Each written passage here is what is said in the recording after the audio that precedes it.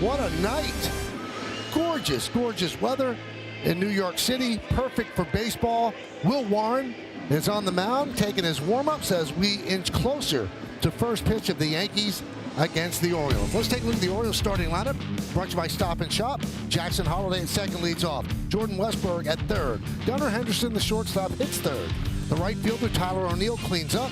Dylan Beavers in left field. Adley Rushman will catch him bat sixth. Batting seventh, playing center field, Colton Cowser, Samuel Basayo. The DH will hit eighth, and batting ninth and playing first base, Kobe Mayo, with Trevor Rogers on the mound for the O's. And Will Warren going to make his 33rd start on the year. That is impressive in and of itself when you look at a rookie making that many starts. He's done his job this year, and he's improved and continues to improve. And let's check out the Nissan Pitcher Scouting Report and tell you a little bit more about him. That fastball combo, the four-seamer and two-seamer really work off of each other and has led to an impressive K rate with that pitch. 100 of his 164 strikeouts this year have come off of that fastball, either sinker or four-seamer. And the last piece of the puzzle is the secondary improvement, a better sweeper and a changeup that have improved all year long. That's the next step for him to get command of those pitches. There's Jackson Holliday. He has been struggling of late. Last weekend against the Yankees, 1 hit and 13 at-bats. So some snazzy footwear. Little sign he makes in the dirt. Says his hellos to C.B. Buckner. And we're getting close. Let's check out the Yankee defense, brought to you by your Tri-State Chevy dealers. Slater, Bellinger, and Judge left to right in the outfield. Rosario, Volpe, Caballero, and Goldschmidt third to first. Wells behind the plate. Stanton, the DH, and as you can see against the lefty Rogers, Yankees stacking the lineup with their right-handed batters, and they have a lot of lefties that they could pull off the bench a little bit later on. Now the stakes, you know what they are. Toronto's playing Tampa Bay, a 3-game set. The Yankees are playing the Orioles, a 3-game set. They both have the same record. The Yankees have to finish a game ahead of them in order to win the American League East. If they finish tied with Toronto, Toronto will get the division because they beat them head-to-head 8-5 in the 13 games. That's why those games were important. And now, looking back in retrospect, that 4-game sweep in Toronto was a killer and could be the difference between getting a first-round bye or going in as a wild card. Orioles are 75-84. The Yankees are 91-68. Holliday's ready. Warren's ready. And let's do it here in the Bronx. First pitch swung on, popped up, left side. Slater gives it a look, but that's in the seats. Time now for the keys to the game, brought to you by your local Kia dealers. Well, solving Rogers Friday, he beat the Yankees in Baltimore, 6 shutout innings, 1 hit and 7 strikeouts. So they got to figure out a different game plan. And late game edge, you stay closer, you're in the game. The bullpen for the Yankees has been so much better. Baltimore's last series against the Yankees had a 6.88 ERA in those 4 games. And Rays of hope. You're hoping for the Rays to really help. If the Yankees can win and get some help from the Rays, the American League East is up for grabs. You know, you would think that the Rays owe the Yankees a little something. They gave them Steinbrenner Field for the year, right? I was just thinking the same thing. He beat me to the punch again.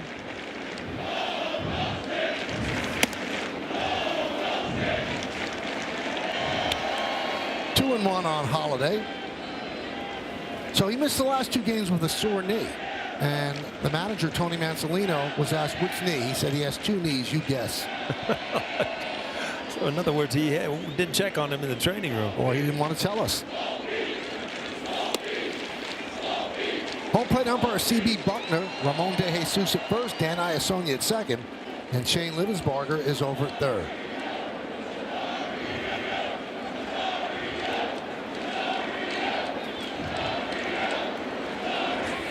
That one is drilled to right field. On the run is Judge, and he makes the play for out number 1. You got to feel like you get away with something here, Coney. You throw a pitch and it just gets hammered. Could easily be a leadoff double. But Aaron Judge, good jump, nice play. Has he got the Chicago Bulls Jordans going on? Yes, he does. Old school. A little hop in a step. Those are Jordan 1s. Nice. Must be the shoes. Huh? Got to be the shoes. Jordan Westburg. Fastball tipped into the glove of Wells. 0-1.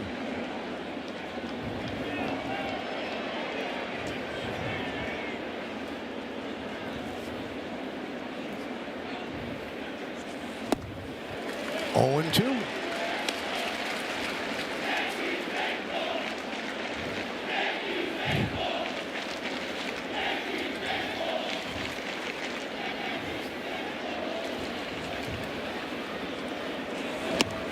Swing and a miss. Westberg down on strikes. 2 down here in the first.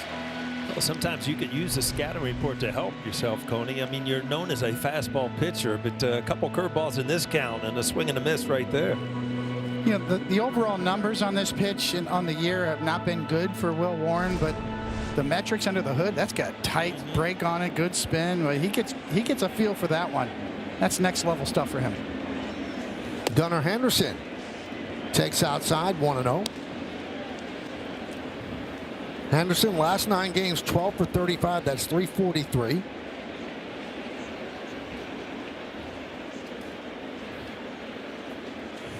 He has not hit a home run in his last 28 games, so that's a little odd for him. He has 16 on the season. That sounds like a pretty good year. 274, 16 home runs and 67 RBIs. But you go back a year, 281, 37 home runs and 92 R. He was 4th in the MVP, so it had kind of a setback of a year.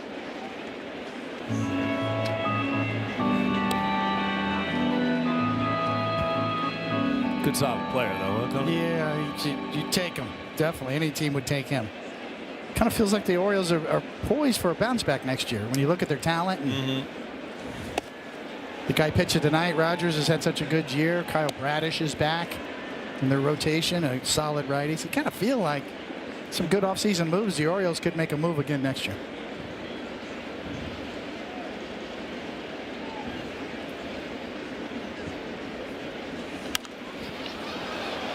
Foul ball out of play and the count full. Let's check out what CB Buckner's all about. 30th season, so he has dealt with both Paul and David.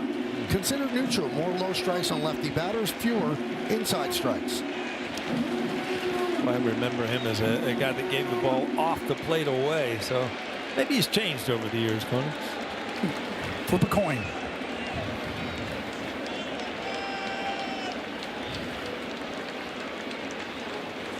Swing and a miss. Went upstairs with the fastball. Usually struggles in the first inning. Not this time. The Orioles were down in order, and Yankees coming to bat.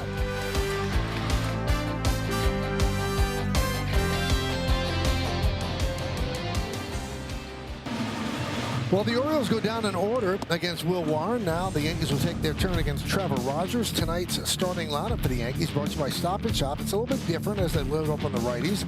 Goldschmidt, Judge, and Bellinger at the top. Middle of the order, Stanton, Rosario, and Slater. Who'd have thought that? And the bottom third of the order, Volpe, Wells, and Caballero. And Will Warren starting for the Yankees. And here's the lefty everybody's talking about this year.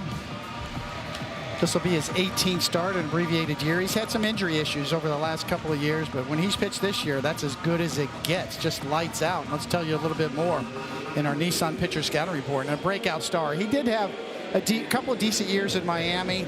Was a high draft pick, but dealt with injuries. Clearly breaking out this year. Aggressive early in the strike zone. 65% first pitch strike rate. That's really high. And the damage control. He doesn't give up a lot of home runs. I think he's only given up 3 home runs this year. That's not a lot. Not this day and age. Paul Goldschmidt takes a strike. Toronto has taken a 1-0 lead, bottom of the first inning against the Rays. That score will stay up throughout the game, so you'll have immediate updates. Foul back.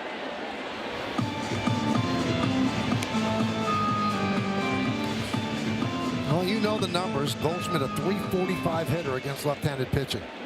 248 against righties, 277 overall.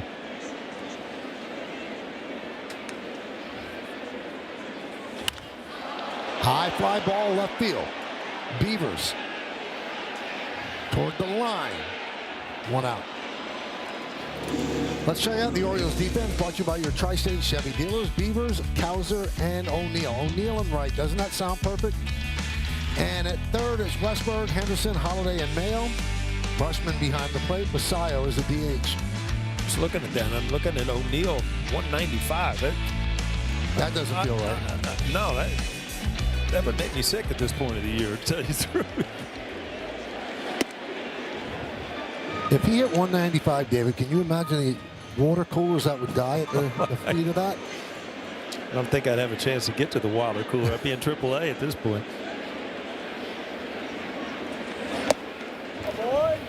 Just put you in a bad mood for the whole offseason. You're telling me. You're in a bad mood. You're already like visualizing your bats for opening day. How I can get above 200.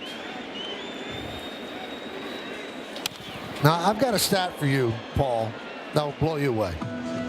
In his last 14 games, Aaron Judge has reached in 41 of 67 plate appearances, giving him an on-base percentage of .612. Yeah, to put that in perspective, anything over 4 is great. So high strike called there, 2-2. You see that box is a little bit higher to Aaron Judge, but it gets in there. But C.D. Buckner, I had a few issues with CD. Yeah, exactly. Notice the catching style, though, not the glove down low. With that style, it's easier for him to frame top of the zone, especially if he's looking for it. Strike 3. Judge down looking, caught the outside corner.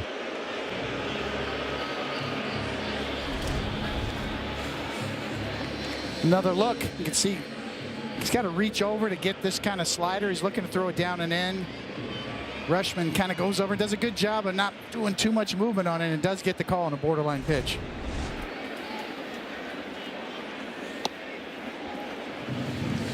Bellinger's been sitting at 29 home runs. Been in a little bit of a slide lately. 7 hits in his last 43 at bats. That's 163.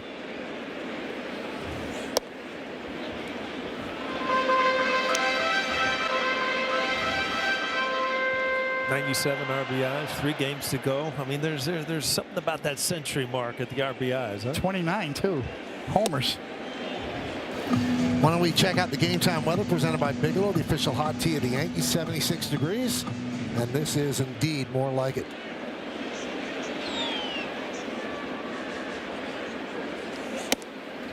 And there's a walk to Bellinger. I'll tell you what, Paul, you do have to agree. You were shocked that we got that game in yesterday. Oh, without a rain delay. Without a rain delay. It started raining in the second. I'm like, all right, well, here we go. We're one of many rain delays. We played right through it. Kicking rocks up here in the booth. Oh, my goodness. No, on the way to the booth, this could be a long one. Here's Giancarlo Stanton. Runner on first, held there by Mayo. Stanton with a bases loaded double inside third. That gave the Yankees a 4-3 lead in yesterday's game, a game they won 5-3. He's at 59 ribbies. So he has 21 homers and 59 ribbies in 74 games. So prorate that over 162. Comes out to 46 homers, 129 RBIs. But he's out with the elbow injuries at the beginning of the year. Driven out to right field. Going back, O'Neill, turning, looking, see ya! A 2-run home run for Stanton. Yankees on the board. They're up 2-0.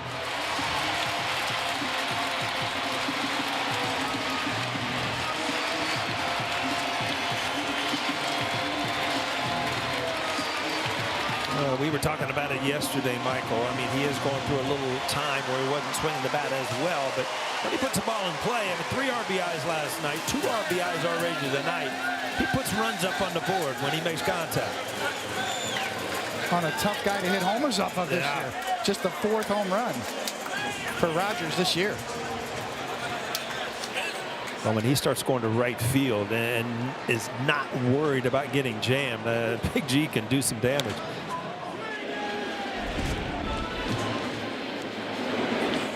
Well, it's all about location, right, Coney? Ball's supposed to be up and in. It ends up and away, and Stanton just covers it and just puts the barrel on it, and his strength does the rest.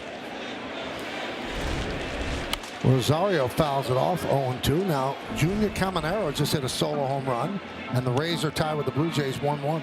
See his forearms? Yeah. That shot. Well, last night, Cohen, I'll tell you what, he messed with his bat, and like his bicep blew the pad off his head. Michael said he could wear that thing the rest of his life and it wouldn't move. I'd like to see his grip strength, you know? Yeah. See what he measures. And that's just a line. It's almost like a left-handed hitter's ball, just a line drive the other way. 2-2. See, last night we saw him kind of like falling away from the ball a little bit, where, you know, when he goes towards the pitcher, because he doesn't have a lot of movement in his lower half, and he's not afraid of getting jammed. I mean, he just can hit the ball out to any part of the ballpark. Well, they've already done more damage against Rogers than they did on September 19th with this one swing. A 2-run home run off the bat of Stanton. We go to the second. Yankees up 2-0.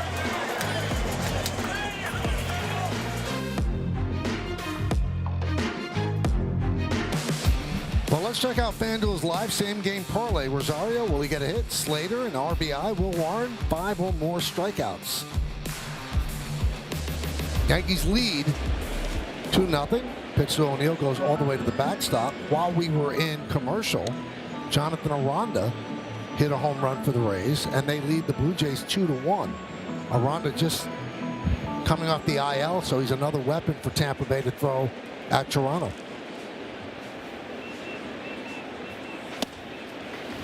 They're talking about building a new stadium in Tampa now, right next to George Steinbrenner Field. Possibility, really? Yeah. There's on the campus, the college campus, right there. Well, it would certainly be much easier to get to than over in St. Petersburg, over the bridge downtown. High fly ball. Slater toward the line. He's there and makes the play. It's obviously preliminary, just talk and rumors, but yeah, that site where that college is, right next to George Steinbrenner Field, there across the street from where the Bucks play, is apparently being looked at. So stay tuned. It was Hillsborough Community College. Yes, right? exactly. HCC. Well, those September Sundays with the Rays and the Bucks playing, they'll be a delight. That'd be great. There's Dylan Beavers. 1-0.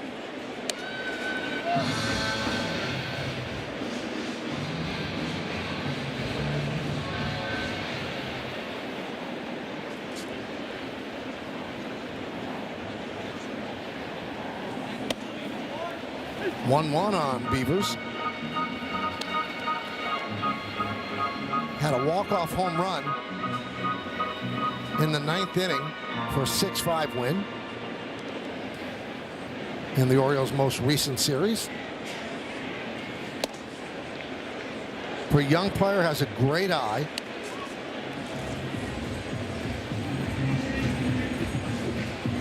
First 32 games, he had a .389 on base percentage. Last 5, he slumped a bit, 2 for 19.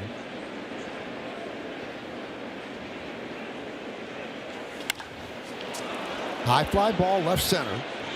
Slater backs up. Slater in front of the warning track, then on the warning track, makes the play, 2 down. Well, if Warren can just continue to get outs and allow your offense to try to pad that lead. I mean, that was such a huge home run. You're coming in off of a guy that doesn't give up home runs. Numbers just off the page good, and all of a sudden you throw a 2-spot up. It's got to help the starting pitcher.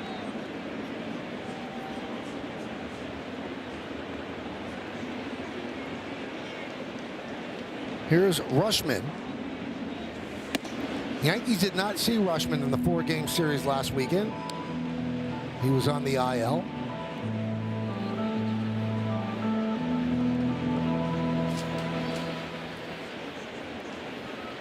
Right oblique strain. That's the injury of the year. Missed 22 games. Came back Tuesday.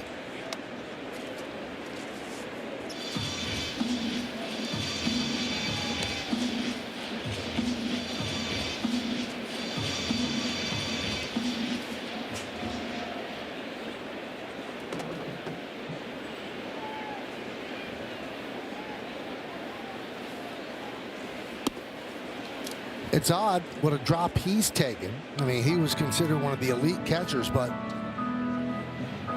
slump last year, not a great year this year. They signed Samuel Basayo to an 8-year contract. He's 21 years old. He's a catcher, but they probably project him as a DH. High drive down the right field line, and it's a deep foul ball. Yeah, Reshman's still only 27 years old. It has been kind of a lost year with the injuries and the offense, and just not a lot went right in Baltimore this year for anybody. It's hard to know whether these little nagging injuries affect your performance or not. A lot of players try to play through them, and you wonder why they're slumping a bit. You never know what they're going through.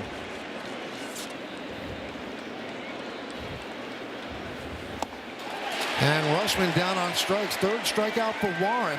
Second straight 1-2-3 inning. We'll go to the bottom of the second.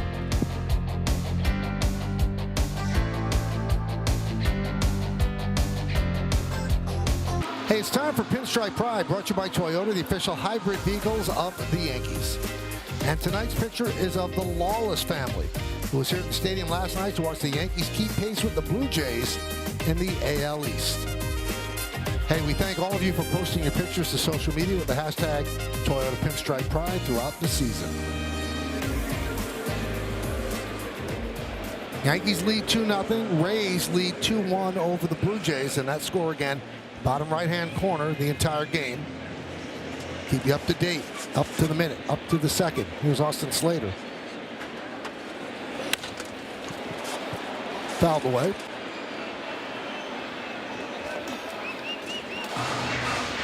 It's an interesting lineup for the Yankees to me, Paulie, because if you're going to face a caliber left-handed starter in postseason like they're seeing tonight with Rogers, this is the full Monty right-handed hitting lineup. Grounded to third, backing up Westberg. High throw, and Slater running hard beats it out. Well, you got to use these breaks. I mean, that's just an easy ground ball. Just kind of launched it. But anytime you get opportunities against a really good pitcher, you get extra outs. You got to try to put runs on the board and continue to tack them on. Again, right from the release, you knew this ball was going to be high.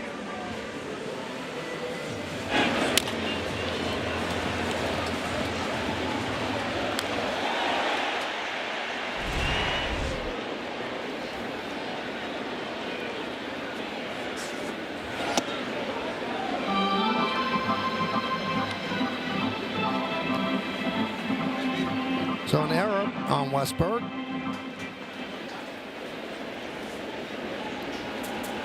Volpe, 9 hits in his last 28 at bats. That's 321.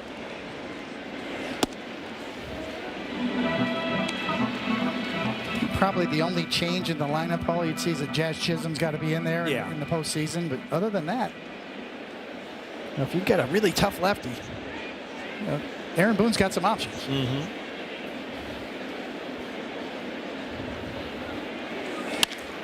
Driven into left center field. On the run is Beavers, and he makes the play. Really nice play by Dylan Beavers. Heading back to first is Slater. Wow, he just kind of lunged at the end and just kind of stabbed at it. Ball ended up going in his glove. You talk about changing an inning. I mean, this is a double, probably second and third with nobody out. Now 1 out, men on first. So what a huge play out in left field. 6'5" tall, and he needed every inch of it there. Coney, that wasn't eyewash. That was a good play. That was.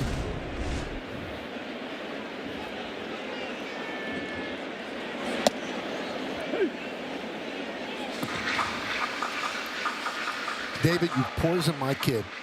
We watch games now. Somebody makes a play, and he goes to me, Dad, eyewash? Eyewash. That's great.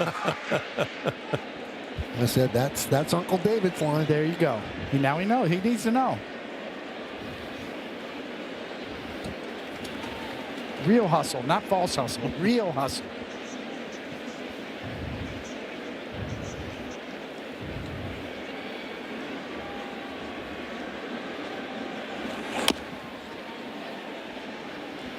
Oh, 2.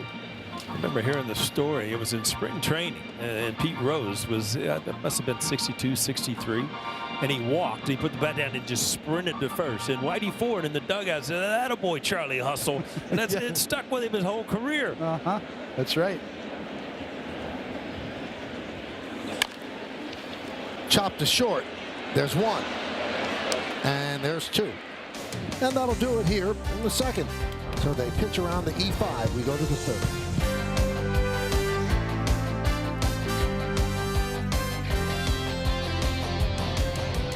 Well, this October, Brooklyn Nets basketball is back on Yes as coach Jordi Fernandez leads a fresh new squad loaded with young talent. Tune in Saturday, October 4th at 8 p.m. for the first preseason game on Yes and the Gotham Sports app.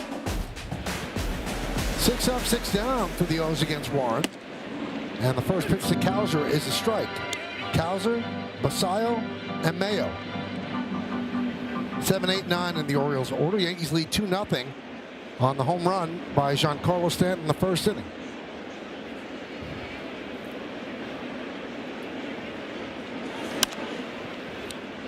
Fouled away.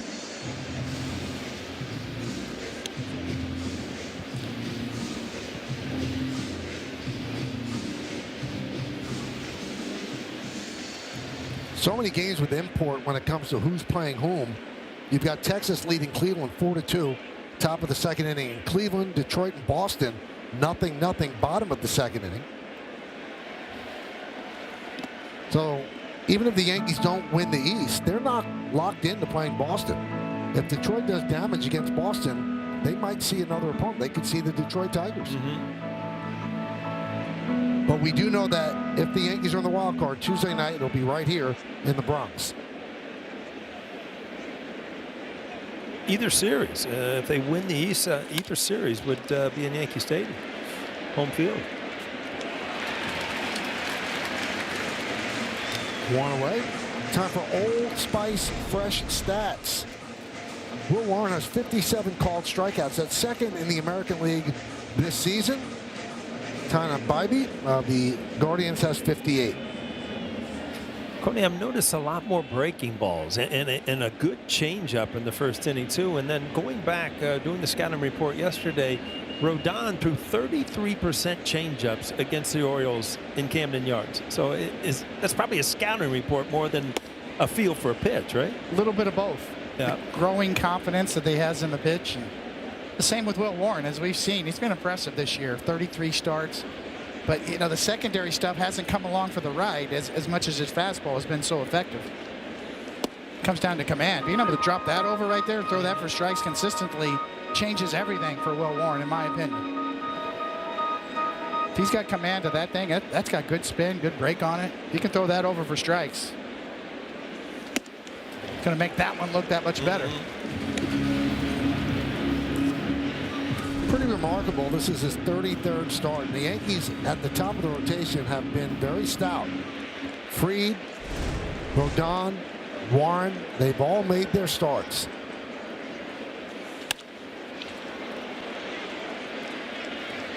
The changeup lofted to left field. Messiah is retired.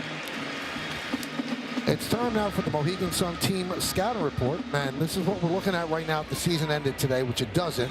Yankees would play the Red Sox. The winner would then play the Blue Jays. Tigers and the Guardians. Winner would play Seattle. On the other side, Mets in L.A. Winner would play the Phillies, and then San Diego and the Cubs. Right now, that would be at Wrigley, and the winner would play Milwaukee. Boy, there are a lot of teams involved there, Coney. Who's going to end up with it all? That's the big question, you know? No super teams this year, right? Even though we thought there would be one. Yeah. Didn't work out that way. I don't know that there's a team in baseball, including the Yankees and the Dodgers, that didn't go through big struggles this year. Slow roller charging is Volpe. Tries the bare hand, could not pick it up. It's going to be a base hit for Mayo. Yeah, that's a do-or-die play. There's no way you're going to catch that ball in transition. And even barehanded, I don't know you have a chance. The only way if Rosario can cut in front of him with his momentum, but he was not able to get there either.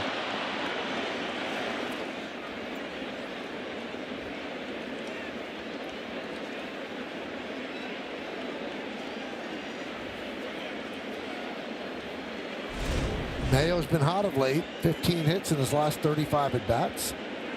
That's the first base runner for the Orioles, and that'll bring up Jackson Holliday.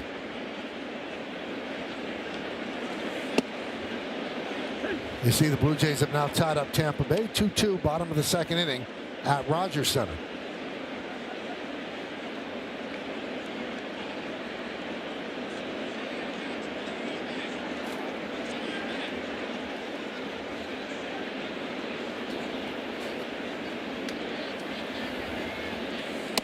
Holliday, the hardest hit ball so far for Baltimore, led off the game, hitting a line drive to right field, and Judge sprinted to the glove side and hauled it in. Took away an extra base hit.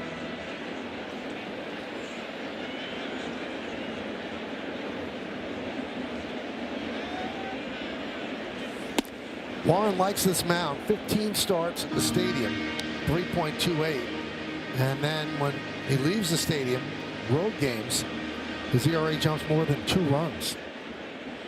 5.52.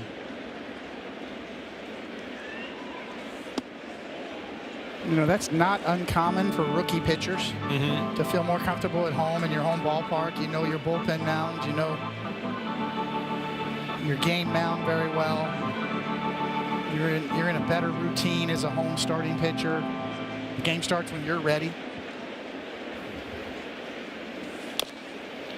It's a first look around the league too. You've been around the circuit, you know, seeing all the visitors' ballparks is different. Every ballpark is different. Depth perception from the mounds is different. Let's check out his arsenal. Statcast 3D by Google Cloud. When you look at the 4-seamer and 2-seamer, that combo together, they work off of each other so well. That's what makes his fastball so successful. The sweeper's improving. I mean, the numbers aren't great overall in the year in terms of slugging and batting average against, but he has the makings of a good one. 3-2 pitch, ball 4, runners on first and second, 2 outs, and that'll bring up Westberg. You see the splits.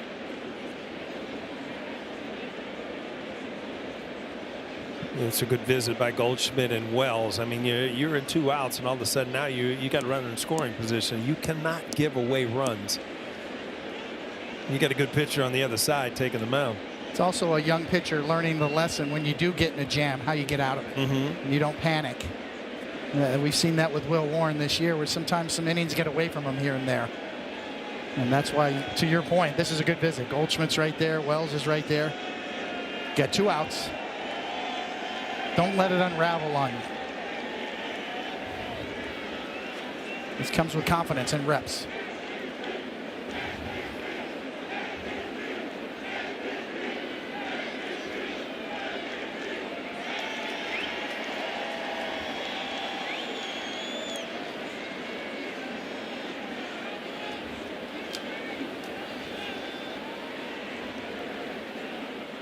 Westberg struck out in the first. And he gets the call on the pitch on the outside corner, 0-1.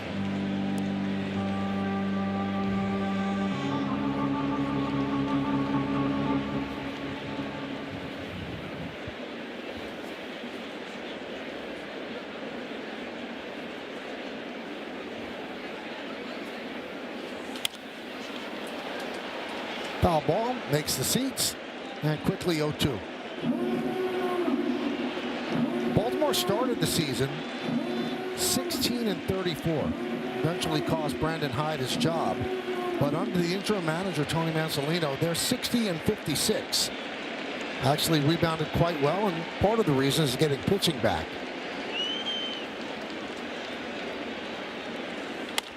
Driven out to left field and deep. On the run is Slater, and that ball is gone. Just cleared the wall for a 3-run home run, and the Orioles lead by 1, 3-2. Well, we were just talking about how good his breaking ball has been, and then all of a sudden, boom, a couple outs and a couple men on, and you hang a breaking ball, and you just give away that lead. That's a backbreaker with 2 outs. It really comes down to command. And you can see that's a cross-up. He's trying to bury it down and away, 0-2. This has got to be off the plate. This has got to be buried. Instead, it's left right in the wheelhouse. That's kind of been the story for Will Warren this year. his command of that particular pitch.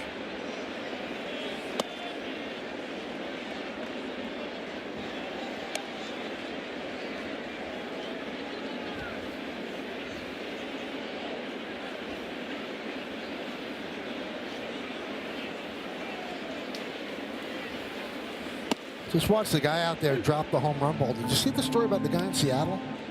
He caught Cal Raleigh's 60th home run, and he, without even thinking about it, he just gave it to a kid. Right? And the Mariners tried to find out who he was. They finally did, and they wanted him to come on the field, and Raleigh gave him a signed bat. I mean, that's a selfless thing to do. I mean, if you put that 60th home run up for bid, you're going to get some money. Yeah. I'm not going to say it's $5 million, but you're going to get money. And he did the nice thing and gave it to a kid. And the kid sold it for $500. Yeah, now he's on eBay, right? Just made that up. 2-1. Things going so smoothly, then the check swing slow roller, and it's gotten Warren out of sorts.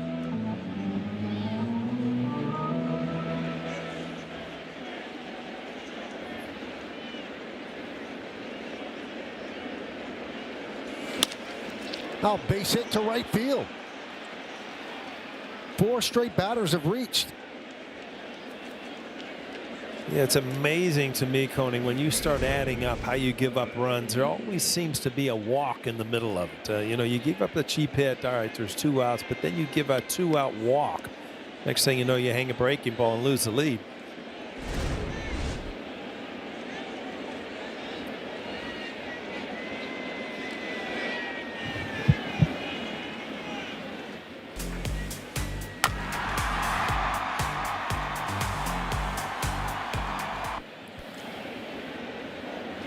So Matt Blake, a trip to the mound. Try to settle down Warren.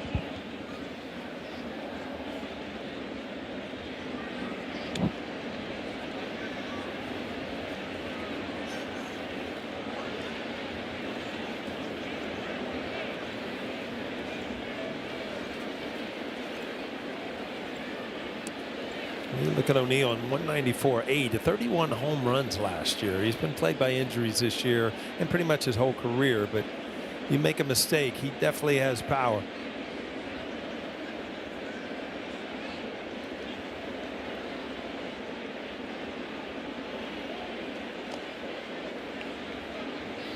You know, just to put a bow on the Mariner story, the adult gave the ball to the kid. The kid then gave the ball to Cal Raleigh. Nice. So pretty good story from front to back, huh? yeah. And Raleigh gave both of them signed bats. And they did. And one on social media where you could find anybody. They said, who is this guy? And it got to them who he was, and they brought him to the ballpark, and he got a signed bat. It's a great story, and that ball has already been estimated at least 6 figures already for its worth if it did end up on the auction block.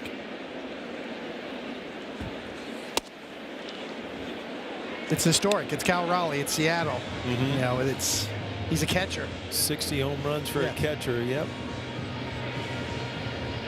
Boy, all of a sudden, as you talked, this inning's kind of getting away from Warren, Coney, not able to finish it, and now in a hole against Tyler O'Neill. Pop foul and out of play. Henderson over at first base looking for his 30th stolen base on the year, with 29 coming into the game.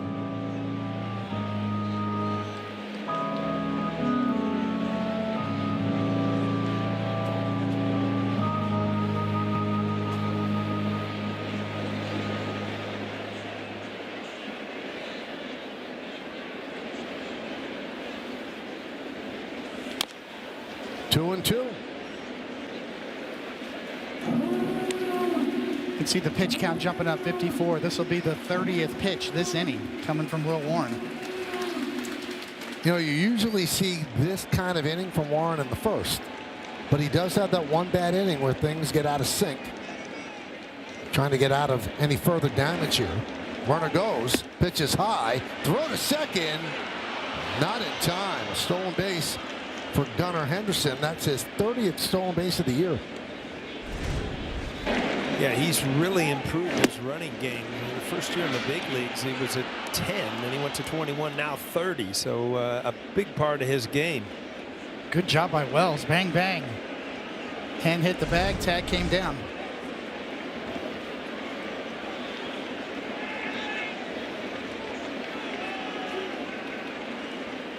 So 3-2 on Tyler O'Neill.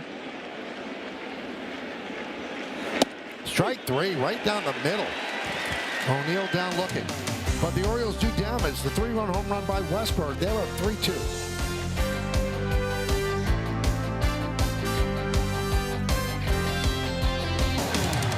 Yankees baseball on Yes is brought to you in part by Memorial Sloan Kettering Cancer Center. By Nissan. At Nissan, we make cars that thrill. Experience the thrill for yourself. And by Optimum Fiber. Get Optimum, the fastest fiber internet. Don't take slow for an answer. Some of the players that have played for both the Yankees and the O's. Tom Baylor won an MVP with the Orioles. And Mike Messina's in the Hall of Fame with the work he did with both teams. Here's Jose Caballero.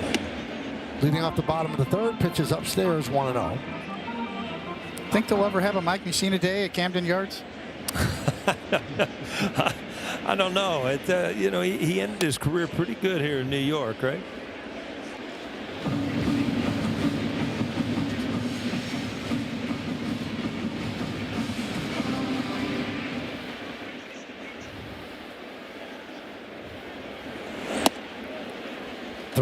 They want to put Caballero on. He has 48 stolen bases.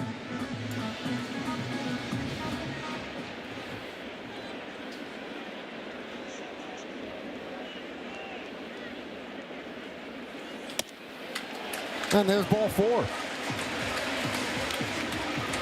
Obviously a threat to run. Rogers has a pretty good move, left-hander.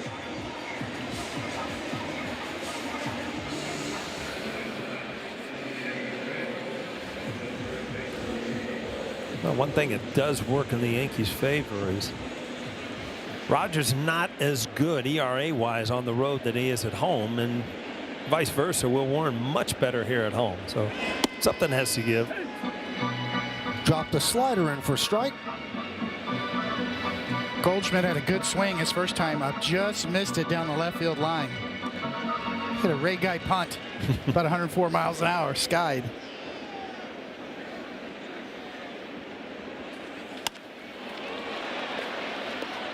Shallow left coming on Beavers. He makes the play. Well, why do you throw a changeup, Coney, to get a hitter out front? And right there, good swing, everything. But being that it's a changeup, you're just out in front a little bit off the end of the bat.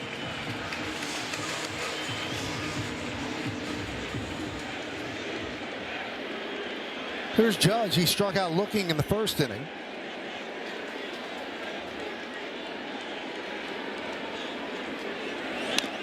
Still hitting .330, so he came into today with a 17-point lead over the A's Jacob Wilson. That's for the batting title in the American League.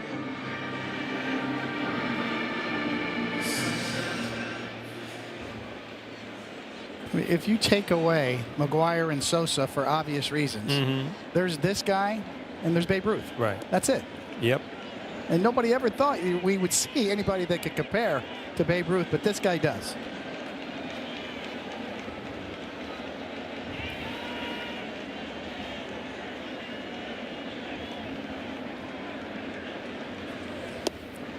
That one gets away from Rushman. Caballero didn't go. Yeah, a lot of times on first base and third base, because of the angle, you really don't pick up how far the ball is going away from the catcher. You see, he didn't pick it up till late. Kind of got dead-footed and then no chance. And Judge is waving him to second.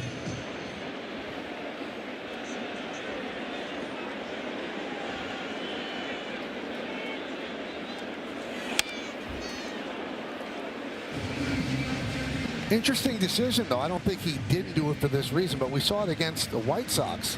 First base opened up. They were intentionally walking Judge. It's an excellent point, especially with the lefty pitching, Judge batting.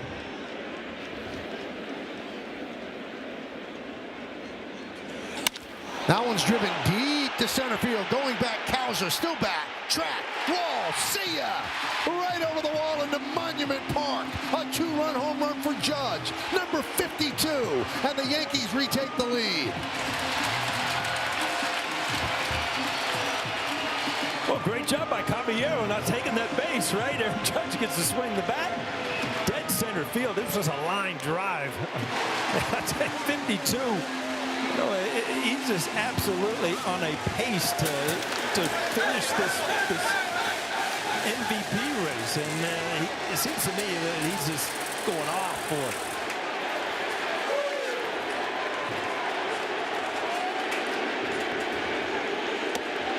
Bellinger takes a strike.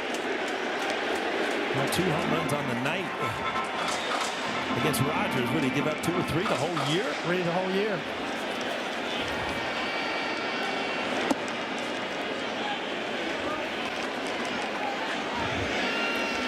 '52 home runs, 111 runs batted in.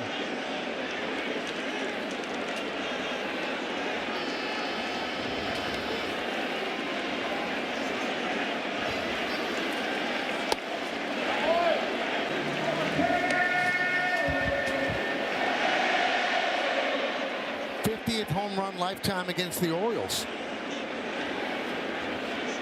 They are his Washington Generals.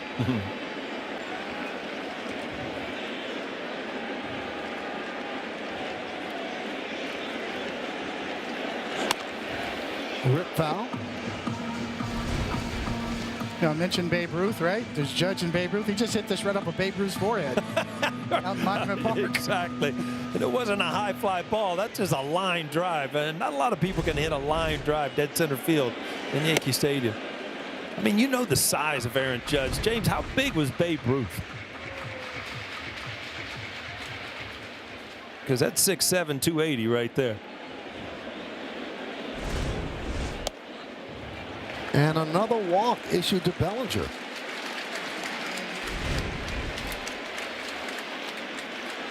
So I just got the number 6'2", 215, Michael. Well, that's 110 miles an hour off of his bat, a line drive screamer that went 423 feet. Yeah. There's nobody hits baseballs like that. Maybe Giancarlo, but Yeah. I mean, it's just, how do you hit a ball that on a line 423 feet like that?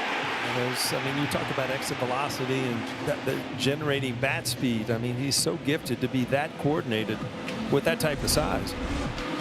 Well, Drew Frentz, the pitching coach, will come out and talk. So Judge 52, Raleigh leads with 60, Schwarber 56, Ohtani 54.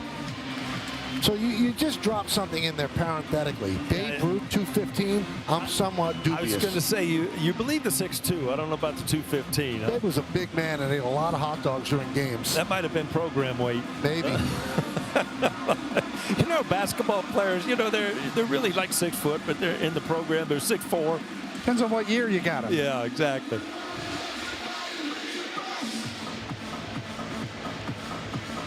That Judge home run, 4.6 seconds in the air. Oh my God. That's like a bottle rocket going out there. 4.6 seconds to go 423 feet. So there's a debate now, Judge or Raleigh as the MVP, and both of them certainly have the credentials. But Jeff Passan of ESPN went around talking to a lot of players, active players. High fly ball, deep left center. Cowser back, trap, wall, Wow. see ya! A long home run by Stanton, his second of the night, and it is 6-3 Yankees.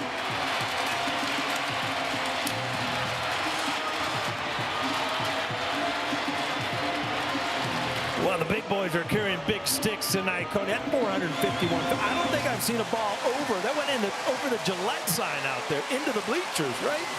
It's a hold my beer moment. Wow.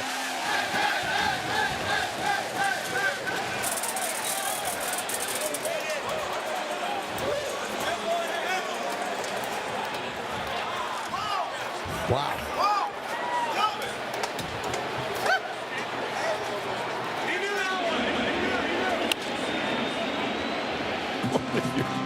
Rogers, you're thinking, I don't give up home runs. Well, watch this one.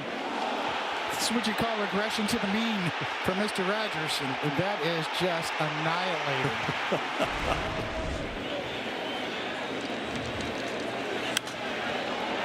That exit is just a shave above the sign. Yeah, there you go, Michael. Oh, just the sound, the look.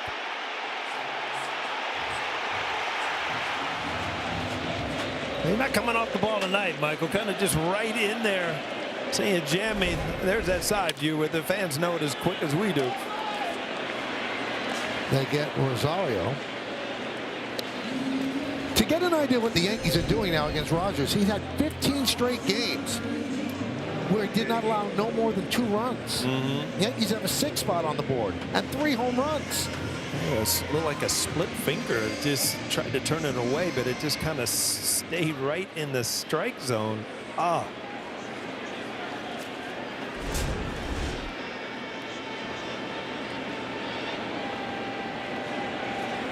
And anyway, to finish the story about Judge and Jeff Passan, talked to a lot of present-day players, and the vast majority said it's Judge, without any doubt. 452nd career home run for Stanton, tying Yaz. Grounded foul by Slater, 1-1.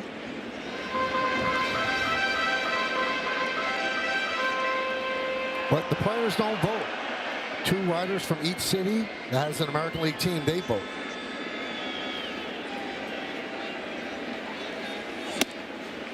Tigers now lead the Red Sox 1-0 in the 4th inning. That's at Fenway Park. And you see the Tampa Bay and Toronto score, which we will have there the entire game. It's 2-2. And don't think Toronto hasn't seen this score flash up on the board at Rogers Center. They probably heard this score. I mean, those were loud noises that came off those bats. Well, the modern-day M&M boys, they do it here in the 3rd. Judge, a line drive into Monument Park. He'll end up there one day.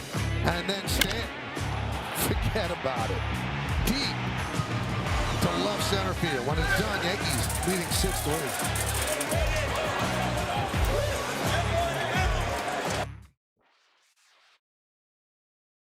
Well, including the postseason, Judge and Stanton have homered in the same game 58 times, 8th most all time. And they've won the vast majority of the games in which they both homered. So the Yankees pick Will Warren right back up after he allowed the 3-run home run to Westburg. And the Yankees are doubling the Orioles at 6-3, top of the 4th. So in the previous 57 games in which they both homered, Yankees have won 50 of them. Gang brought the hammer and the wrench. I'm still just like dumb. I love Aaron Judge's home run. It was a bullet, but the one Stanton hit, really? Over the Gillette sign? I've never seen a ball enter there in the stadium.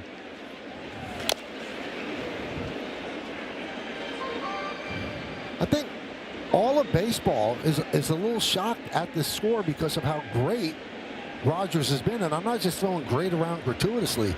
He's been amazing all year. And they haven't touched him up like this, any team. And Paul, you're talking about Giancarlo Stanton going above that Gillette sign. Well, Aaron Judge a couple of years back actually hit a ball out there during batting practice and broke one of the TVs that's out there. It had to be replaced. Shocking that he'd be able to do it. Those 2 guys, right? Really?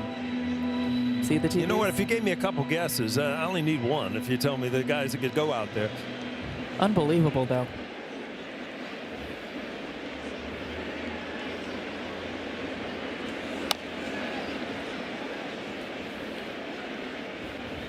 Talking about batting practice. I mean, look back, Coney.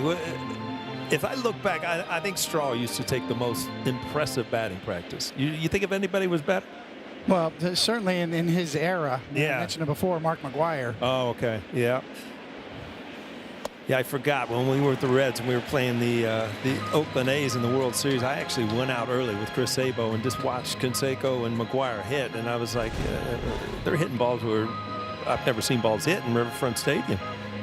Good changeup there. You remember Strawberry's first batting practice with the Yankees? We signed him. You can see the changeup grip there, and that's how you throw a changeup. Just fading down and away with great arm action. It was at Tiger Stadium, the old Tiger Stadium. Strawberry came, we signed him, and we're like, George Steinbrenner's going to give him a second chance. You know, he's had his problems off the field. He put on a display at Tiger Stadium that day that I've never seen. Yeah, I kind of walked away. I didn't want to be in his group. I'm like, you're hitting different balls here. Popped up. Rosario in foul territory. Comes back. He falls down and holds on. It's another easy play, Michael. A little pop-up, foul ball. Been some difficulty on these in this homestand. It's a bad feeling when you start losing your balance. Ball's kind of rattling around in your glove. This doesn't cleanly hit the pocket either. Tremendous relief right about now.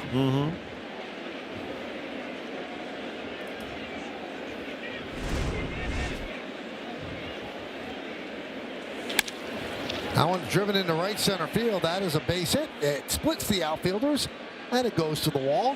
And Cowser with a 2-out double. Well, it seems like the first 2 outs are easy. Then all of a sudden you can't seal the deal on the inning, huh, Cody?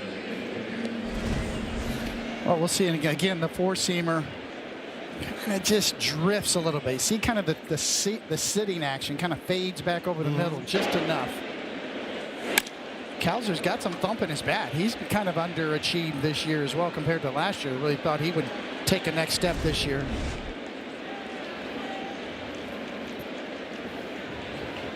And they try to pick him off. The ball gets away. Right there, though, is Caballero. And slow getting up is Volpe. A little bit of a smile on his face. Guess he's okay.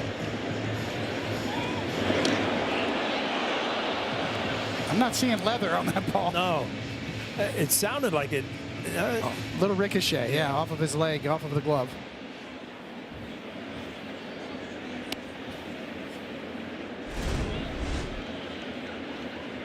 You stretch that leg, you just don't rub it because you don't want anybody to know that you missed it. It hurt.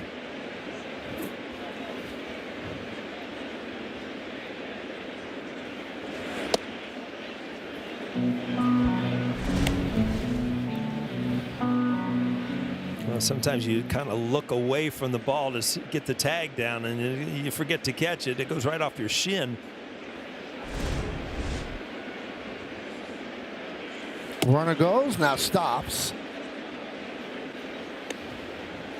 Not the wisest thing with a left-handed batter up. A clear lane for Wells to throw to third. Cowser has 14 stolen bases.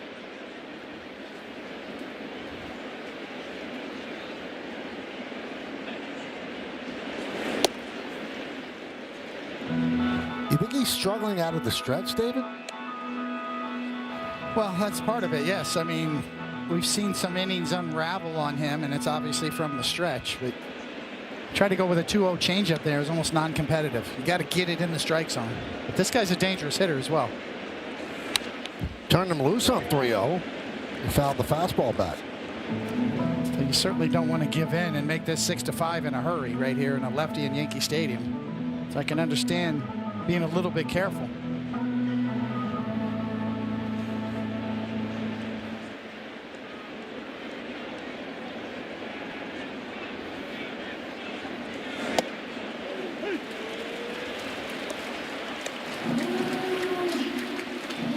Well, he's been fastball changeup to lefties, and that was a fastball backdoor breaking ball, which, boy, that, if you can control that to both sides of the plate, Coney, that's kind of all you need, right? It's the next piece of the puzzle for him.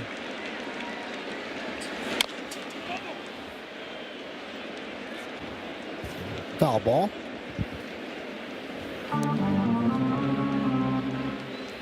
Yankees aren't taking any chances. They have Tim Hill warming up.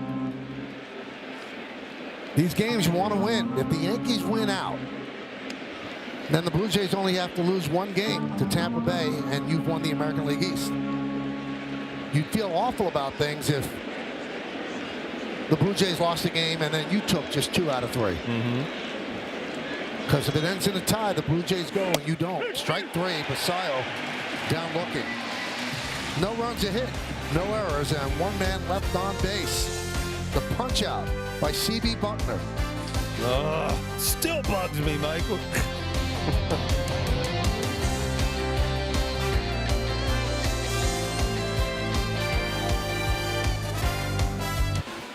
Everyone with an addiction has a story to tell. Don't know? Well, don't judge. Turn the page on stigma. Visit oasisny.gov.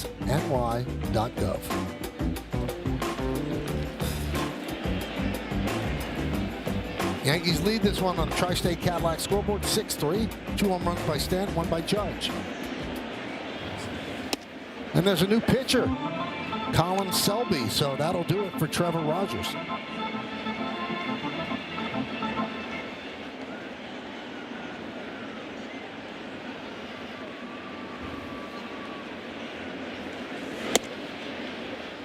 You know how great an offseason it would have been for Rogers if he finished strong.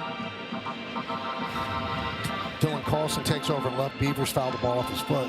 Now he's got to sit on this the whole year. Still got a 181 on the year. Yeah, it's doubled his home run total, though. Well, yeah. Went from 3 to 6.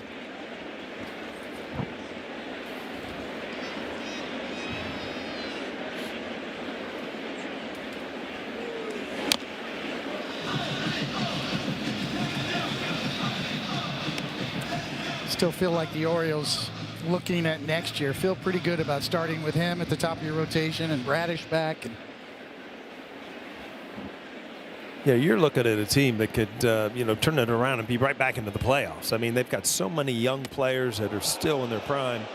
You add a few pitchers and, shore up that bullpen a little bit. All of a sudden, you're a totally different team.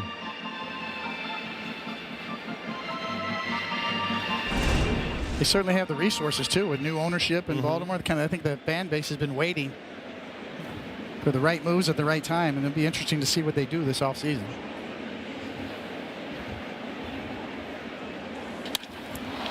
Fly ball center field. Cows are back and on the track. Makes the play. So Volpe's hit the ball hard twice. Nothing to show for it.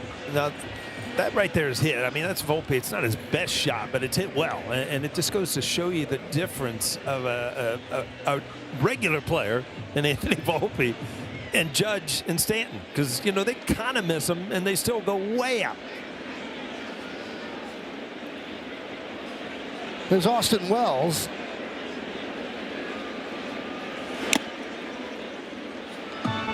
So Selby came off the IL Tuesday. He missed 2 months with a left hamstring strain. He's up and down from AAA Norfolk to the Orioles in the first half of the season.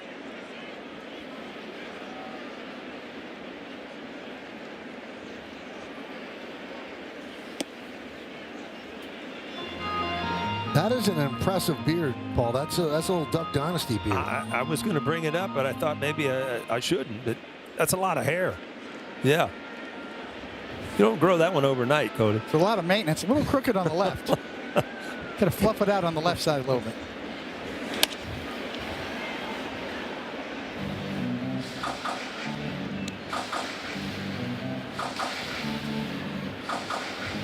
You ever try to grow a beard?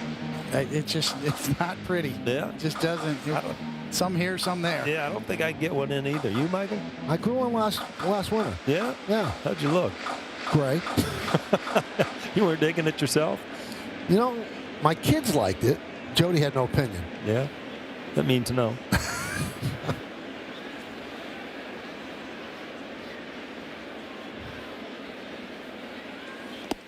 Problem I have now is shaving. I'm getting some wrinkles and I'm missing spots because of the wrinkles. And the other problem is, you look in the mirror, you can't see as well either. I get to the ballpark, I got a strange hair out above my lip somewhere.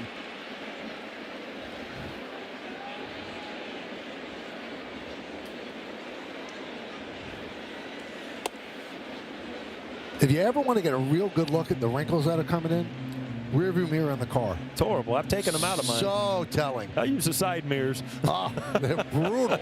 A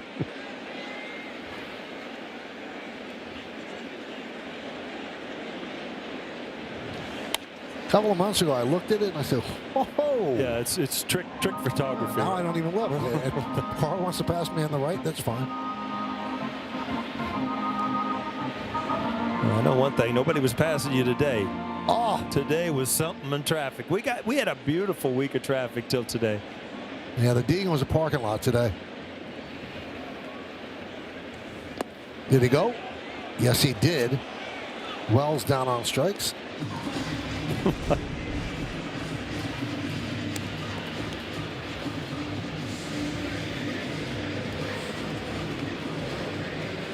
Paul, does it hurt to try to hold up when you're starting to swing? It can. When that bat head gets out there too far, yeah, if you can kind of guide it with your body, you're fine. But once you let those hands release and try to stop it, yeah, you can hurt some ligaments and tendons and all those things. Caballero loops one into center field. Kowser's there, and the Yankees go down in order. 1, 2, 3. All right, we'll go to the fifth. Yankees up 6-3.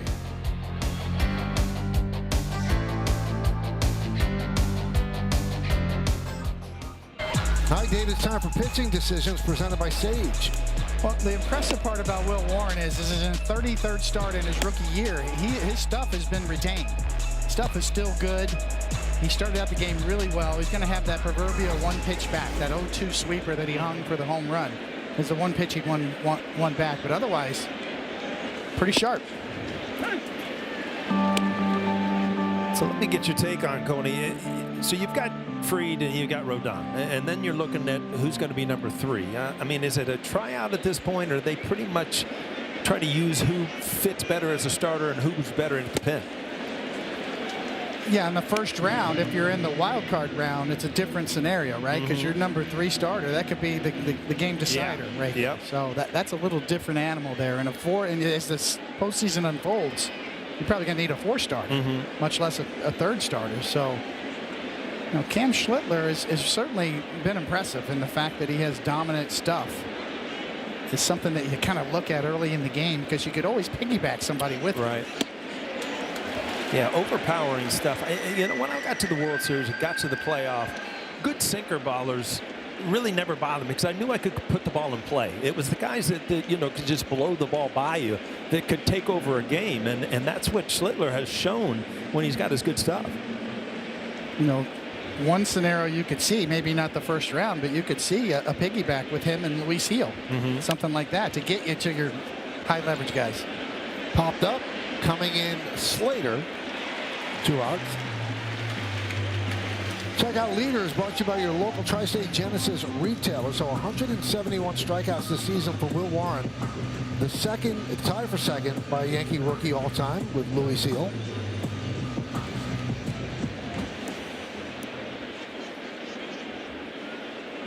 I see one of these guys playing a role in middle relief in postseason, whether it's Will Warren or Luis Gil or Cam Schlittler. And that could be a really important role because you could be in a tight game. Your starter gets knocked out in the 3rd or 4th inning. You need that sort of piggyback guy, and Yankees have candidates for that. Now, if you're wondering what Yankee rookie had the most strikeouts, it's 209 by Russ Ford in 1910. Base hit to right field off the bat of Westberg. Now, Russ Ford, he was credited with inventing the Emery ball, in which pitchers use a file or something to scuff the ball. He was the first major league player from Manitoba. He went 26-6 with a 1.65 ERA as a rookie in 1910. But his career quickly fizzled out after the Emery ball was outlawed.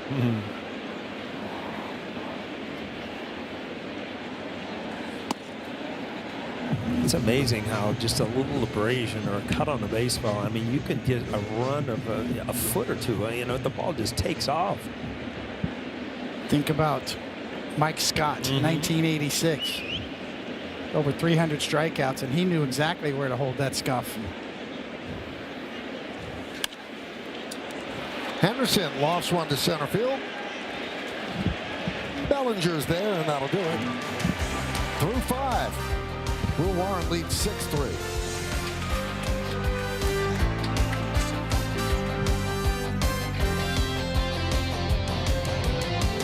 An iconic team needs an iconic smartphone. Introducing the new Motorola Razr Ultra with the most intelligent and interactive display powered by Moto AI. Get yours today at Motorola.com.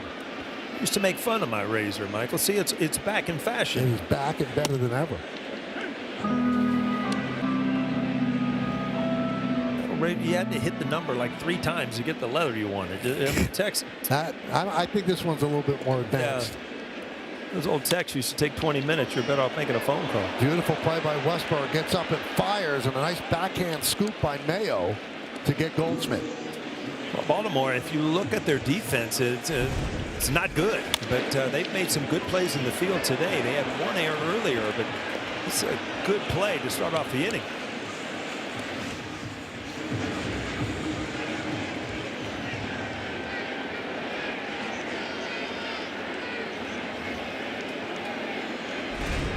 So here's Aaron Judge. Hit his 52nd home run last time up. A 2-run blast.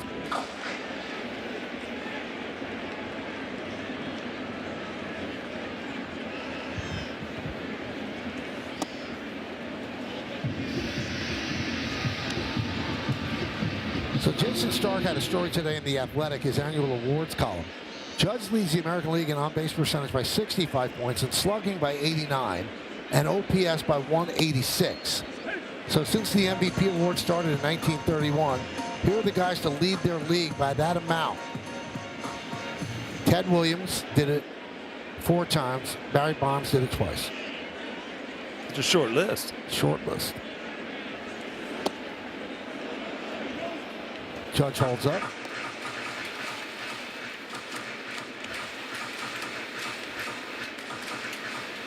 So Jason Stark, in choosing his MVP, he chose Judge.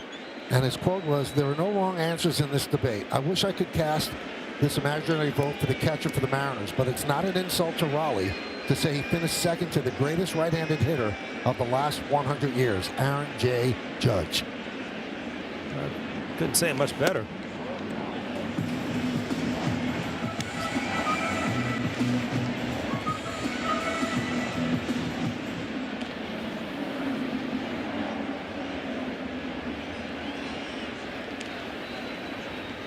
Three-two. Judge down on strikes. You know, the best part about that debate is both of the guys are great guys. Cal Raleigh would say the same thing about Judge. Judge would say it about Cal Raleigh. Take a look at the outcome. Don't take slow for an answer replay on the Judge home run. Yeah, that was a line drive. Let's start playing a little golf here soon, Coney. That looks like a nice little 2-iron, right?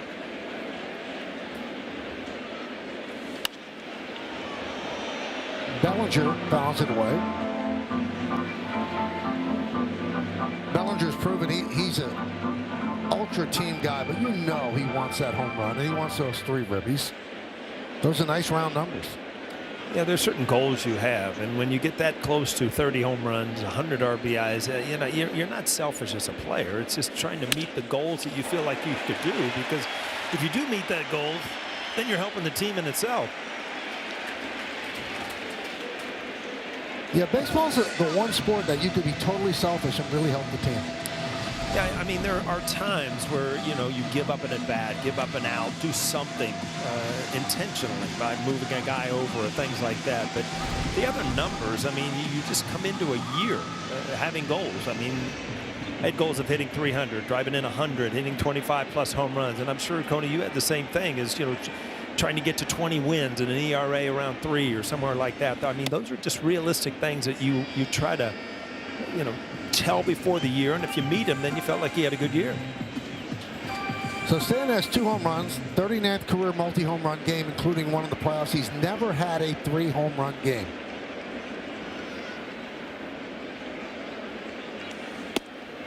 And then if he would have hit it there, I say until now. I was ready for it. Cooking up something special with Hexclad. Join the hybrid revolution at hexclad.com, and there's a leaderboard. Yankees all time. Wow, he tied me up with a bomb, too. 451 feet.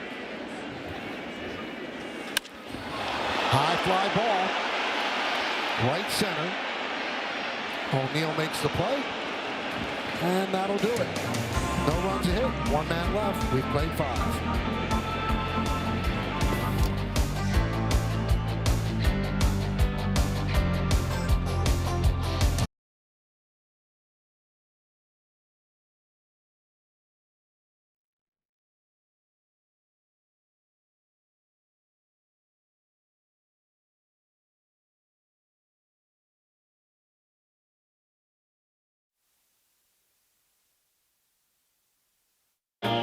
Thank you, Bob. Ohtani, 54 home runs this season. Dodgers clinched the West. Francisco Lindor having another good season. Second 30-30 season of his career. And Suarez 49 home runs this year. That was a good pickup by the Mariners.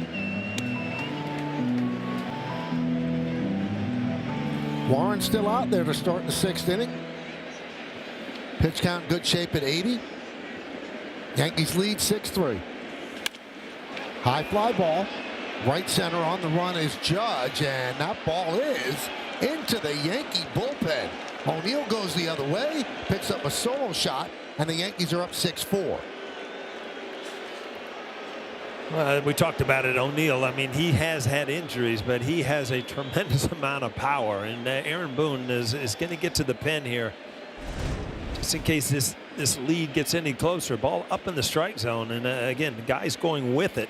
On a night like this, ball is really carrying.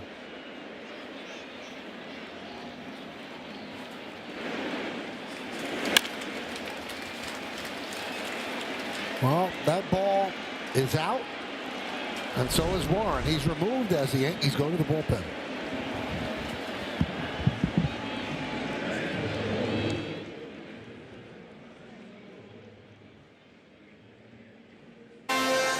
Yankees Baseball on Yes is brought to you in part by Toyota, the official hybrid vehicles of the Yankees, and by Delta, the official airline of the New York Yankees. Delta, keep climbing. Mark Leiter Jr. first out of the bullpen. And he will face Dylan Carlson, who took over in left field for Dylan Beavers. Fouled the ball off his right shin.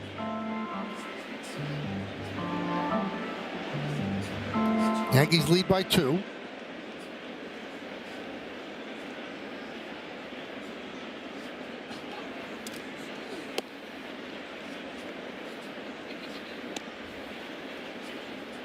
One and one.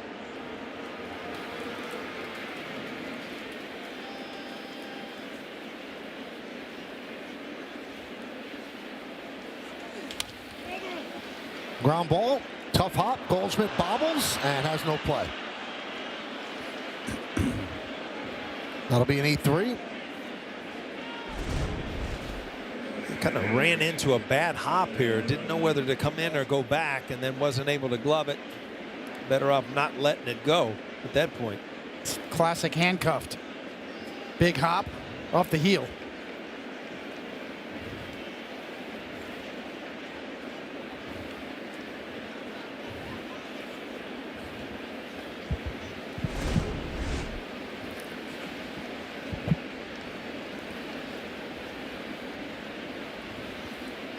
You got bad luck hitters. It just seems to me that Leiter's been kind of a bad luck pitcher. You see a lot of soft contact go for hits. You see some errors behind him. At times he just mows through, and you really appreciate how good he is, and then something happens. A cheap hit or an error here or there. It's one of the old baseball sayings that you and I know is definitely not true, is that it all evens out. No, it doesn't. No. Not in one year. Maybe over over a career it can. I used to talk to Don Zimmer about that on the bench before the game. I said, it's not evening out. And he'd just laugh and say, it's going to even out. It's not evening out, I'm telling you right now. Not today. Tim Hill has been up a couple of times. Will Warren's night is over. His final start of the regular season. How they use him in the postseason still to be determined.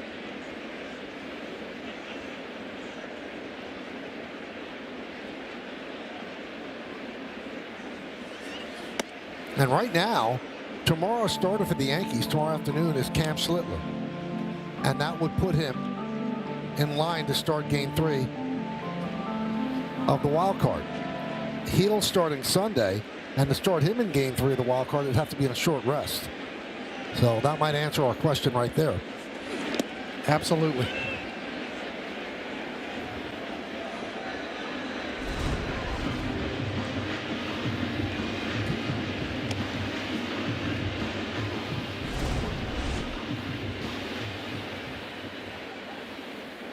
That's where that wild card, that series becomes so dangerous, because your third starter is not who you want on the mound for a win or go home game. And, usually that's what's going to happen to both teams. They do not play good defense behind Leiter. Minus outs above average, minus 11. That's the worst for any pitcher in baseball. And remember, he's a relief pitcher. And he walks Rushman. So an E3 and a walk, first and second, still nobody out.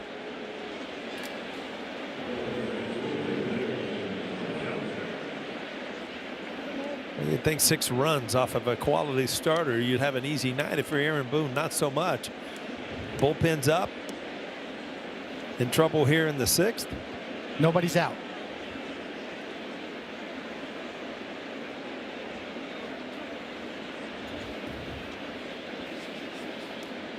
So here's Colton Cowser. And a strike.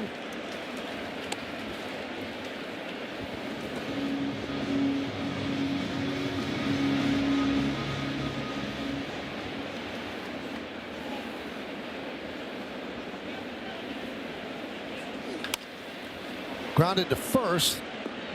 They take the out at first. And the runners move up.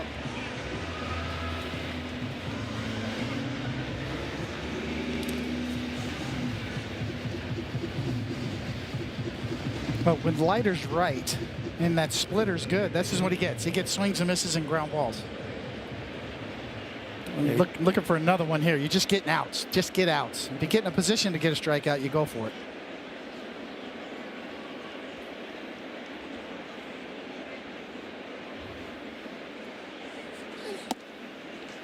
And there's a strike to Basayo. Yankees. Only infielder that might go home is Rosario, but that's unlikely. He's a little bit behind the bag, wide of third. Everybody else is back. They'll let Carlson score. They just don't want a ball to squeeze through and score 2 runs. 0-2 on Basayo. This is where everything changes if you're a pitcher, right, Coney? You get 0-2, now you're looking for a strikeout. And Wells has got to block it. This is the one time where you really got to be ready behind the plate with a splitter guy on the mound and an 0-2 count.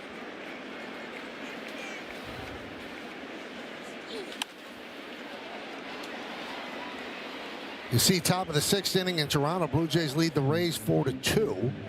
Detroit 3, Boston 1. That's in the top of the 6th inning at Fenway Park. Cleveland trailing Texas 4-2 top of the 6th inning.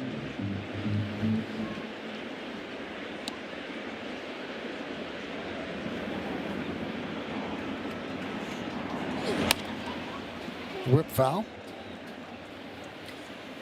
He's trying to throw that one good splitter, and that one stayed up under the hands.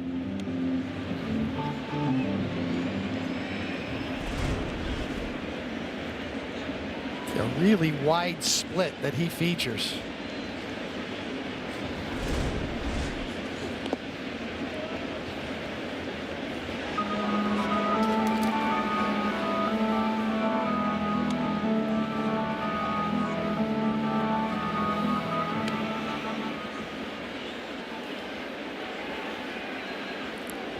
Basayo, 21 years old. 30th big league game. Did he go? Nope.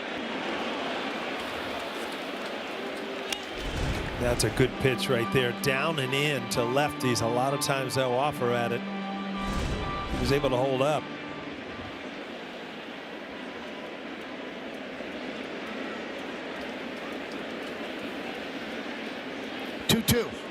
Swing and a miss. Got him. Splitter. Big strikeout for the Yanks and Leiter. And went right back to it with another forkball. It was a curveball before. Then he went to the forkball. Kind of same motion, same action, but it's down out of the strike zone. Big strikeout for Leiter. That's the one we saw from him in the first half before he went on the IL. His strikeout rate was just shy of 30%. Since he's come back, just around 13%. If he gets that one going, that's going to go back up. Mayo swings to a curveball, 0-1. Yeah, I love that curveball he throws early in the count for strike 1. You know, gets it in the hitter's mind. You get an easy strike, and then you can just kind of play off of it.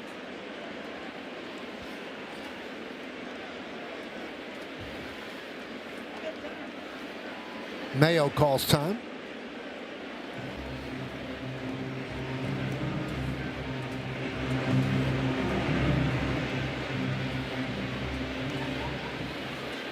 Carlson at third, Rushman at second.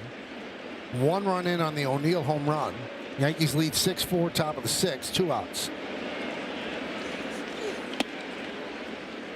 One with 2 curveballs. Now it's 1-1. Keep perking my ears up over there, Mike, with the O'Neill home run. I was kind of getting happy with flashbacks. Yeah. It's been a while, you know that?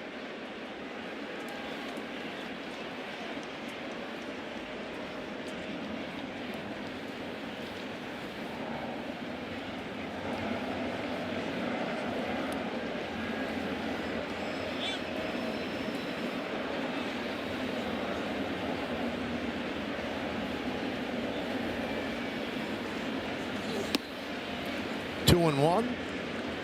Jackson Holiday on deck.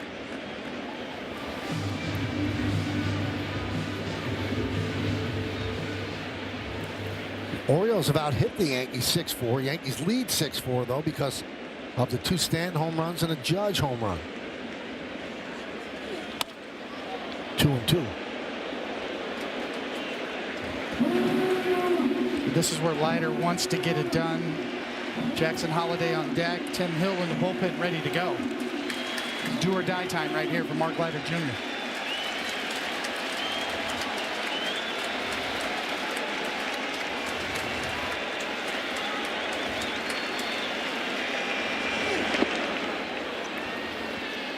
Mayo lays off the splitter. 3 and 2. Good job by Wells. You could see him anticipate. Even though he's on one knee, he's ready to move. Watch him move. He's looking for that. Good reaction. Didn't try to pick that one. You got to block that one. That's the hardest part for a catcher. Is it close enough for me to try to pick it, or do I got to go full block mode? Got to go off speed here again, huh? Yes.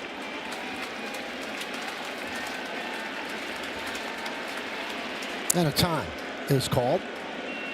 This is one time that you would worry about the second runner at second base being able to see that fork ball. That's one thing you can see from second base. And he walked him. That loads the bases. E3, 2 walks.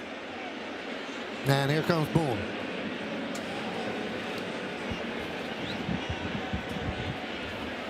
So with Holiday due up, they will call on Hill. Yankees leading by 2. Stay tuned.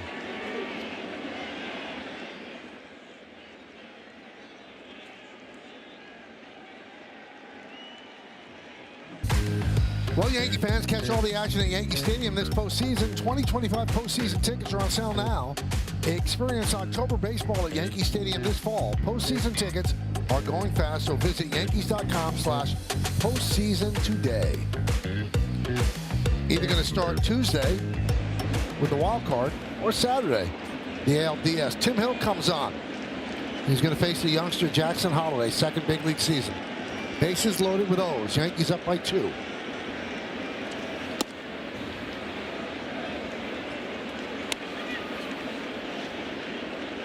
Left-handers at 201 against Hill.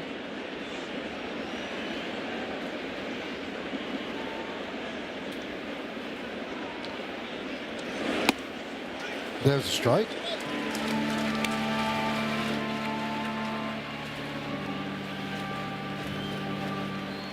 You know, one thing you are confident when you bring Hill in is, you know, he throws strikes. I mean, if you beat him, you beat him, but he does throw strikes. Goldschmidt fields to Hill, and he beats Holiday to the bag, and he gets out of trouble. Orioles get a run. They leave the bases loaded. We go to the bottom of the 6th.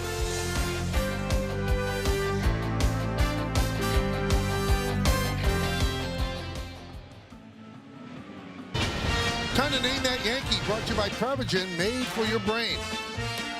Obviously a pretty good player, 284 batting average, 147 home runs, 1,585 hits. Played with the Yankees from 49 to 54. Finished with the Mets in 62. Started with the Indians, came back to the Indians. Orioles twice. Wow, he's really bounced around. Had some Warriors in there, right? Missed a couple of years, probably with the war in the early 40s. And an original Met, as you said. That's a heck of a career right there.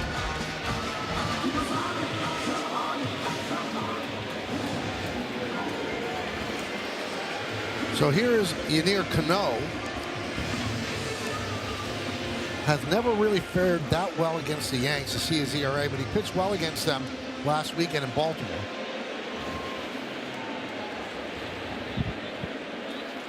So there are the clues.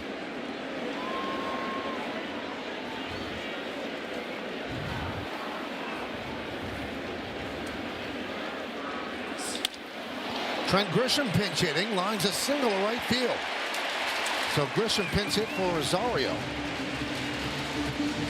Comes off the bench and gets a base hit. I don't know if this is just the year or it's me, but I have seen more success from pinch hitters coming off the bench, and that has to do with, you know, the ability to hit in the tunnels, be ready much more than you used to be. Good job by Grisham to just walk up there and throw a knockout there. You know, O'Neill and Wright playing really deep too as well.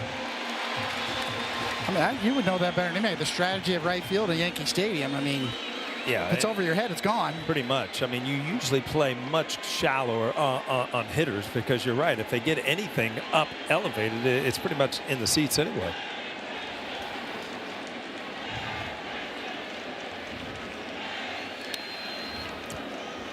So Jazz pinch hitting.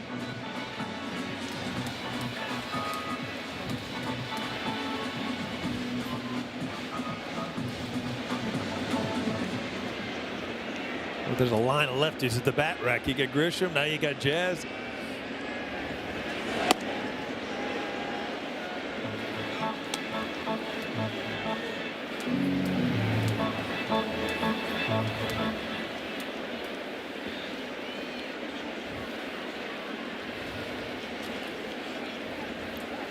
So the Yankees have 4 lefties on the bench and 1 switch hitter.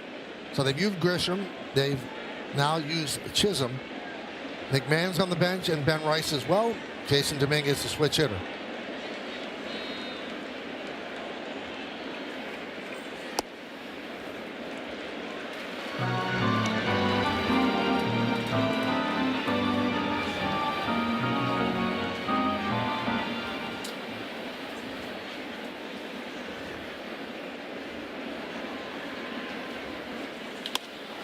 Driven to right field, foul. Jazz back down to 1 chain. Yeah, he changes it by the day. I think it's his good luck charm. No 2 chains. With the Z.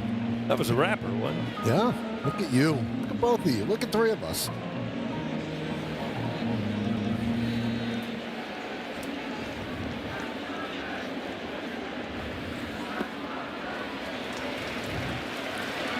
Two and 2.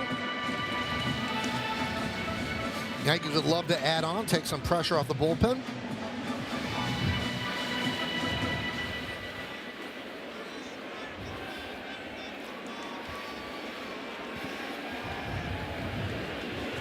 Swing and a miss. Chisholm down on strikes. A good tight slider right there by Cano. And again, we've talked about it numerous times about how lefties just love the ball down and in just to drop the head of the bat. But down and in too low is a strikeout pitch. Kind of dangles there for a while, right? Looks like a cookie, and then it just dives.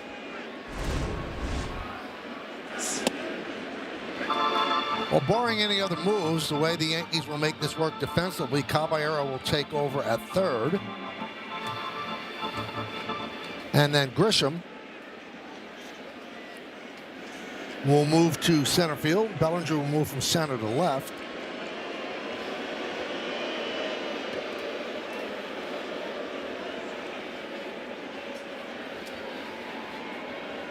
And Chisholm will stay in to play second as Caballero moves from second to third.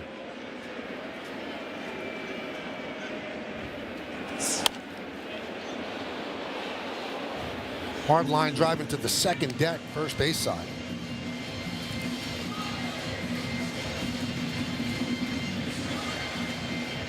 Cano is 31 years old, 4th big league season.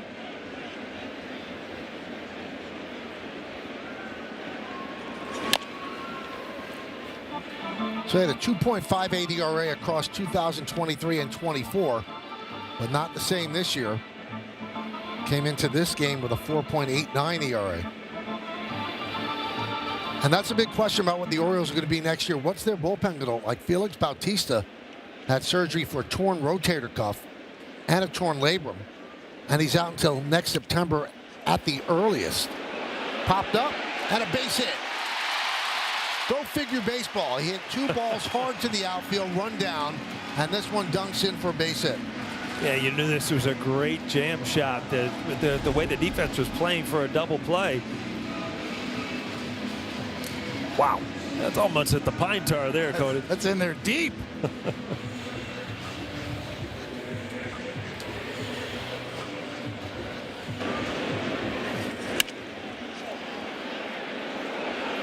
You see Holiday way over by second base. No chance to get over there and make the play.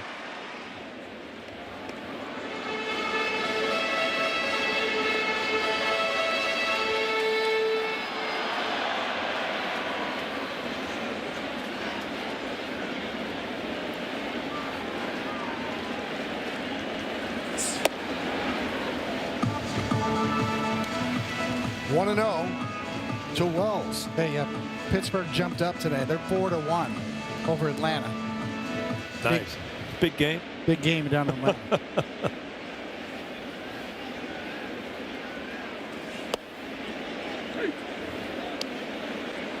You know, Atlanta, if you think about it, a lot like the Orioles. Just everything went wrong there this year. Easily could be back in the playoffs next year. Absolutely, they could.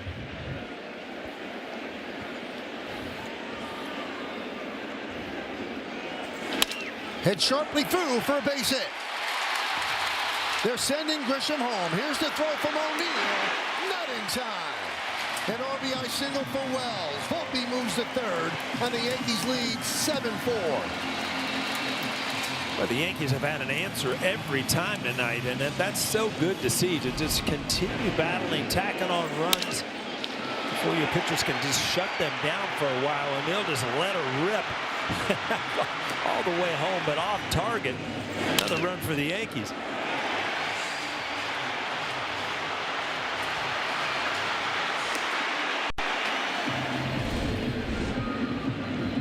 Another guy's been swinging the bat really well over the last couple of weeks as well, and it's really, really good to see, because as good as he is behind the plate, you know, when he gets hot offensively, he can add a lot to this offense. 10 for his last 23 over his last 9 games. Caballero tries to squeeze bunt, and they're going to get Volpe as he just missed the pitch. And once you do that, the runner is hung out, and Volpe tried to stop, but he gets thrown out. Got to watch Volpe here. I don't know if this was kind of a safety or safety squeeze, and you know, he was just trying to drag bunt, and Volpe was going to follow the third baseman in. Yeah, that's not a suicide. So he just got off too far. Good job by Rutschman to get the ball down to third base as quick as he could.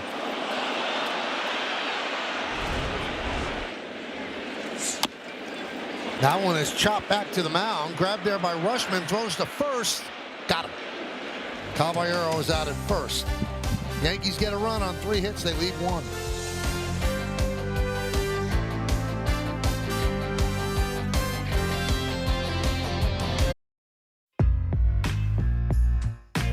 All right, so you know the rules. There are no rules. Good undercarriage.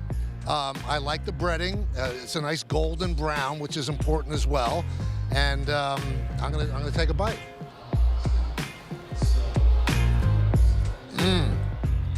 Really good.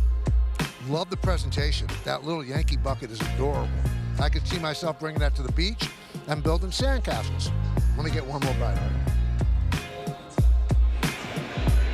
9.2. That shattered a glass ceiling. Wow. No chicken tender around the league had gotten out of the 8s. Well, when I got here today and there was a bucket of chicken wings on the desk, I knew they were good, because you wouldn't have brought up some bootleg chicken wings, right? They were really good. There's one thing I don't understand about the whole thing, the parody, all of it, you know, everything you're doing there is you always say, you all know the rules, just 1 bite, but then you take 3 or 4 bites. And No. Dave Portnoy says 1 bite. I say there are no rules. Well, okay. I said, you know the rules, there are no rules. Okay. He says the same thing. And he does 8 bites. Yeah, 8 bites, and then gives it a grade. If you're going to do 1 bite, take 1 bite and then give your score. Well, that's the checking in on the best in the game, brought to you by T-Mobile. Meredith, thank you for allowing me to do the Tendy review. on your All Access show. Michael, thank you for joining me on BP All Access. If you weren't around at 6 o'clock and didn't see it, we have a bunch of the segments posted to social media. Michael, you were such a good sport, and people love the review. And some people saying that was the highest review. Is he just saying it because it's Yankee Stadium? And to Paul's point, you actually carried that little pail of chicken tenders all the way up here to the booth to eat them for dinner. And take a look at this. He went nationwide, testing tendies. And guys, I don't even think his stomach hurt, which is fully remarkable. That is a big thing. Here are some of the scores along the way. Pittsburgh coming in hot, 8.1 to start things off. Michael spoke very highly about MSG tendies, but they only came in at 7.9. He lied in Detroit, but went back and did a second review just to make sure it was legit. And ultimately, the bucket at Yankee Stadium won out. It's a lot of tendies. You know why I lied in Detroit, guys? Because I'm on camera, right? Right. And the guy, the chef from Comerica Park, is a foot and a half away from me, and I simply didn't have the guts. So the I lied. chef, is it like one of the guys from Benihana with a big sword in his side? Well, here's the Did you thing, get Paul. a bad review? They knew that he was coming. Somebody ran up to me and said, when is Kay going to do the review? We want to make sure we put our best foot forward. Now, I do want to give credit because this is the first time we've done it over linear right here on Yes. These have been online, and it's all Meredith. She puts together the videos. It was her idea, and I'm just the one who tastes the tendies. Did you notice that map, Paulie? The map of all the places he tried these tendies? Where you and I grew up was just flyover country. Yeah, that's Michael. right. It's just the wagons and stuff. There's nothing in the middle of the country. I mean, guys, look. You must not have chicken fryers in the Midwest. I don't know what this says about the way my brain works, but Wow. we had a good time with it. Michael, that face on the chicken tendy must be in the rearview mirror. That didn't look too good. Who his goes best to the look yet. bullpen? Oh, that is so good.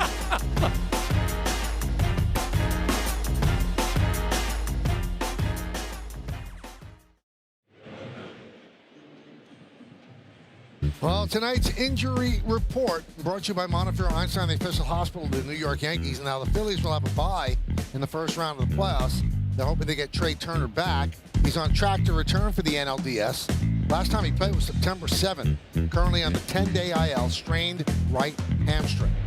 And they're also without Zach Wheeler. He will not return this year. So Fernando Cruz comes on with 2 outs and nobody on, and he's dealing to Tyler O'Neill.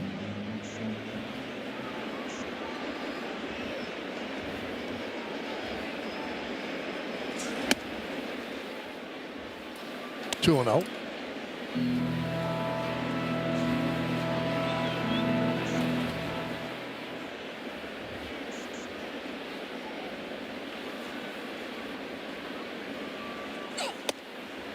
Three and 0.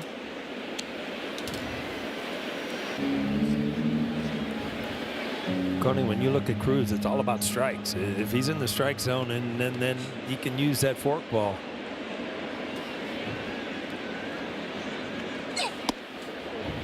And he walked him on 4 pitches.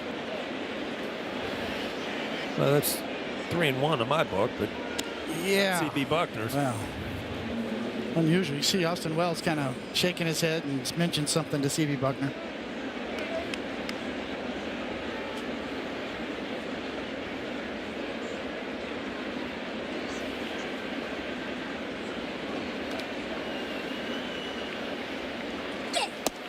You know, watching CB Buckner back there tonight, most of the pitches he's missed have been outside that box that he's called strikes.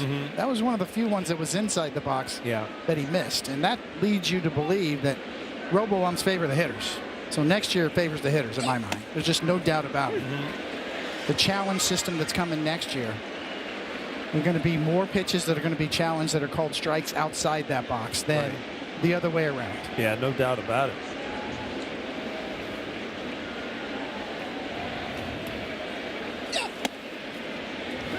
One and 2. I'm kind of anxious to see that because there's going to be a lot of strategy involved on that, not to waste them early. You know, in a close game late, you need them.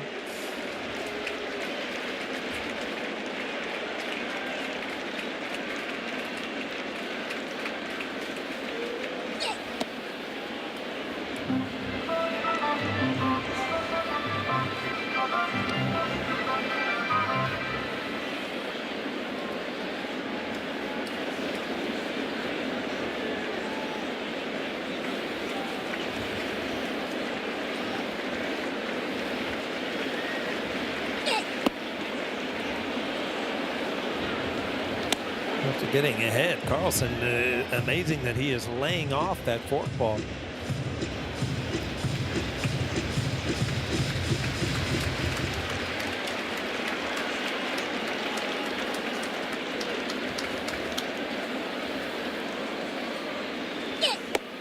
And there's ball 4.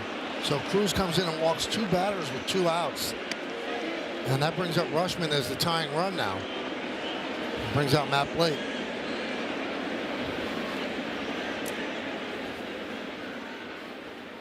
Life moves, and so should your connection. Get fast and reliable speeds on the network that moves with you. Spectrum.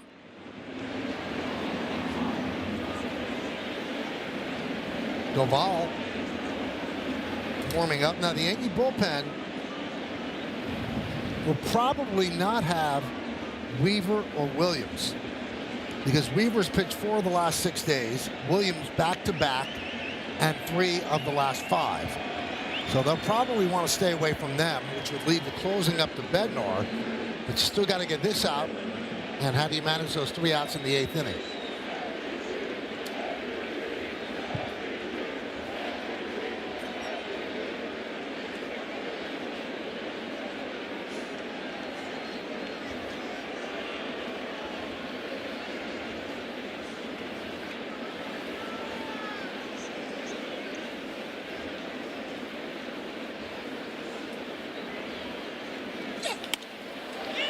Right field down the line, foul.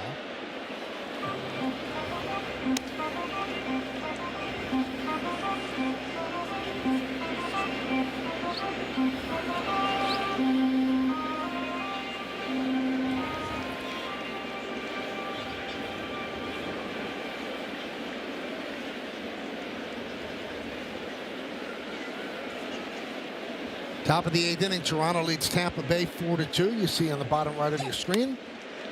As Rushman pops that up. Shallow left. Who's going to get it? And it's Bellinger who calls off Volpe. And they work out of trouble. No runs, no hits, no errors, and 2 men left on base at the end of 6.5. Yankees lead this 1-7-4. It's time for the 7th inning stretch, and we'll stay right here as they honor America in the Bronx. Ladies and gentlemen, rise and remove your caps, and please direct your attention to the area behind home plate as the New York Yankees welcome an honored military guest. United States Marine Corps First Sergeant Wayne Hermans from Glens Falls, New York, who served in Operation Desert Storm. The Yankees say thank you, Wayne, for your sacrifice and for your service to our nation.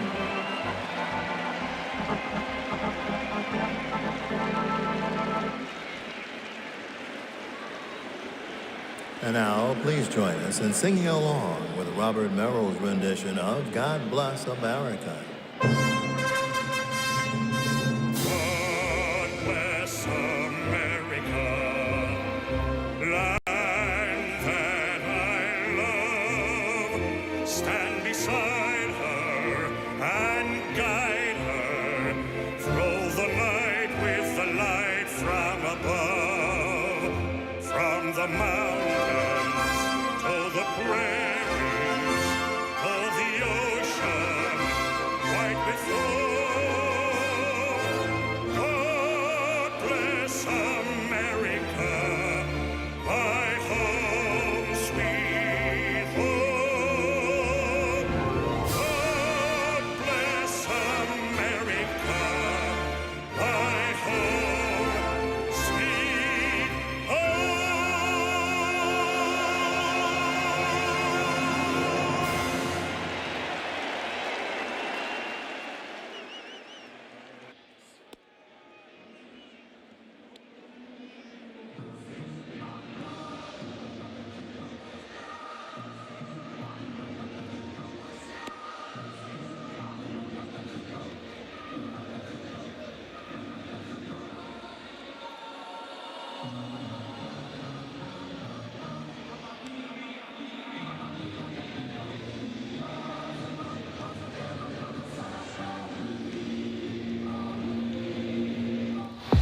Well, thank you, guys. 7-7-1 for the Yanks, 4-6-1 for the Orioles. Trevor Rogers, they got to him. Westberg has 2 hits. Will Warren lasted 5. He's the pitcher of record on the winning side. And Giancarlo Stanton, 2 home runs, one of them just gargantuan.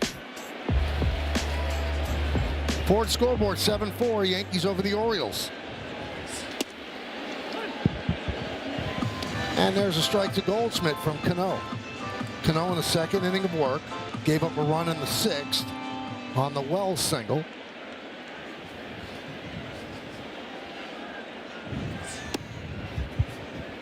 Oh, and 2.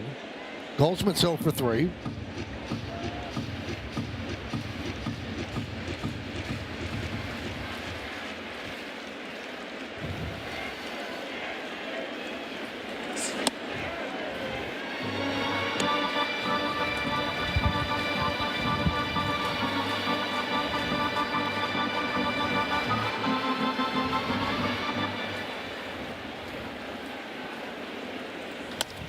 There's a base hit through the right side. Goldschmidt picks up a leadoff single.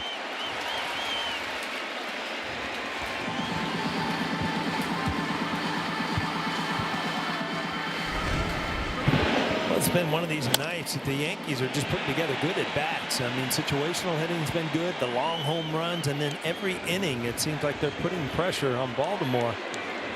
I mean, that's not a bad pitch. It's got good movement down. Goldschmidt just goes with it, finds a hole on the right side.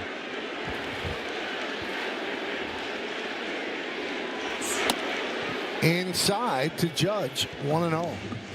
8th hit for the Yankees, 7-8-1, leading 4-6-1. First game of this 3-game set. The Yankees and the Blue Jays tied for first place in the American League East. And this weekend we'll know who's winning the East and who's going to a wild card. Each team 91-68 coming in. You see the Blue Jays are leading. And Detroit is leading Boston, bottom of the 8th inning at Fenway, 3-2. 2-1. Detroit trying to get off the deck. Get back in this. Chaos. We have chaos everywhere. This is a year that I don't know that I've seen this many people, this many teams right at the end just fall out of grace from 10-game leads to nothing to trying to fight their way back in.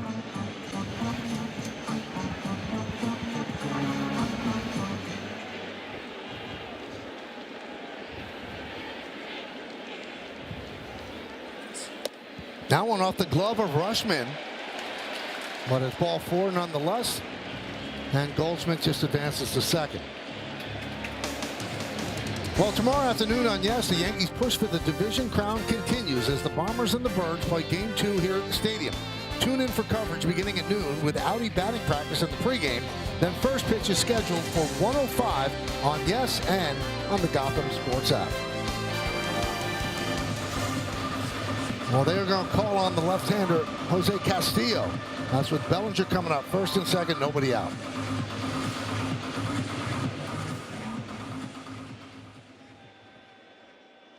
Today, only at your local Hyundai dealer. Buy Untuckit, find the perfect fit today at Untuckit.com for more than 80 stores worldwide. And by the New York Lottery, get out there and play. Through the years, Yankees and the Orioles. Jose Castillo in to face Bellinger. And a strike.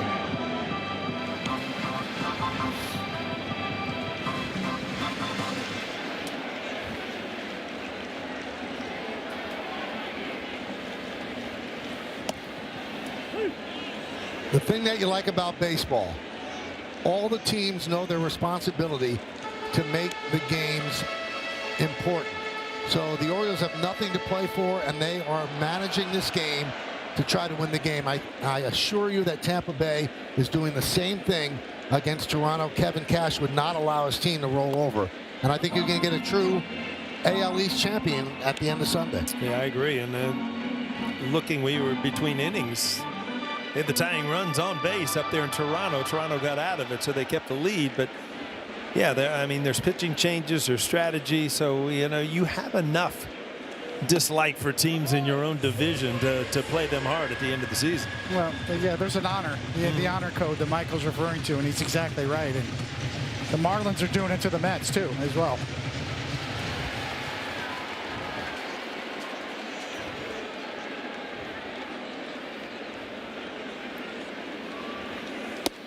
Three and two.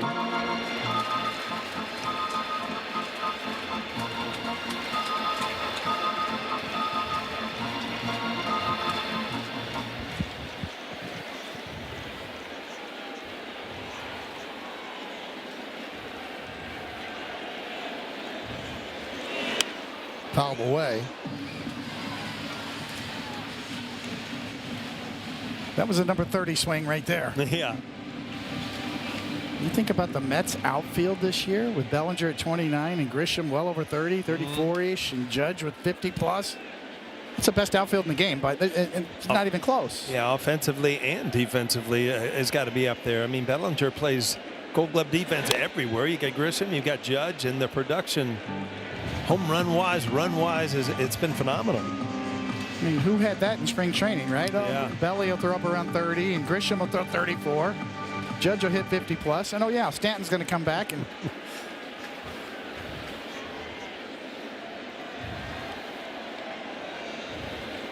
3-2. Up the middle and through for a base hit. Goldschmidt will stop at third, and the Yankees have the bases loaded and nobody out. And that'll bring up Giancarlo Stanton with 2 home runs so far tonight. We take a look at the exit velocity presented by Spectrum. First one, 108.8, and it traveled 397 feet. The third inning one, 112.2. He's never had a 3 home run game. he just missed one his last at bat. Yeah.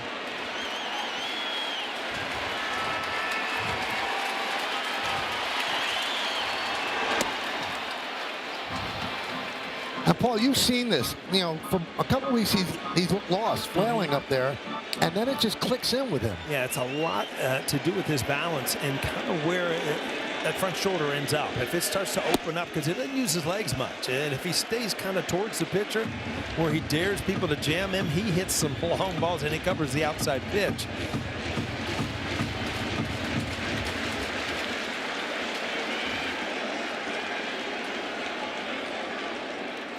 One, 2-1.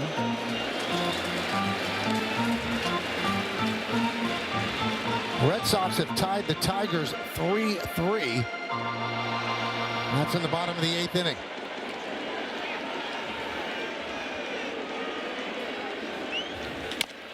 Chop toward third. They're going to come. Oh, they thought about coming home. Instead, they go to first as Goldschmidt scores.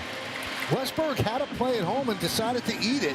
So an RBI for Stanton, and the Yankees get their 8th run. Yeah, they got a break here because obviously Stanton is not moving well down the line, but you probably had a play at the plate. Not sure if he got the handle, if he had a little trouble getting the handle or not. But yes, if he comes up clean with Goldschmidt running, force out at home. 5th RBI of the night for Stanton. So runners on second and third, 1 out. The Orioles bring the infield in, and Grisham's up.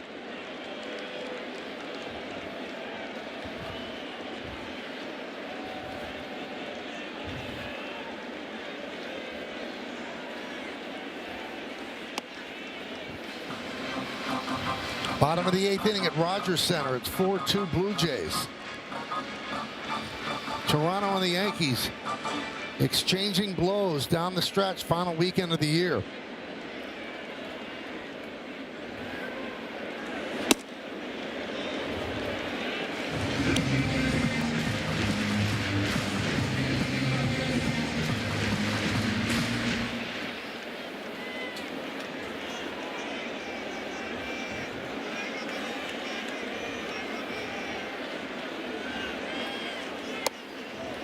You know, we talk about honor code. If you watch the White Sox series, White Sox have nothing to play for.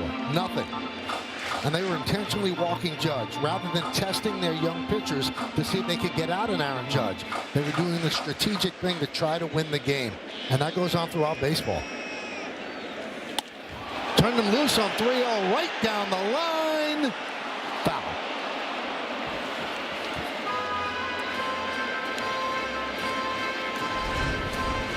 Lou Piniella used to tell me, if I give you the swing on 3-0, I want a home run or a foul ball. So you'd have been happy with that swing.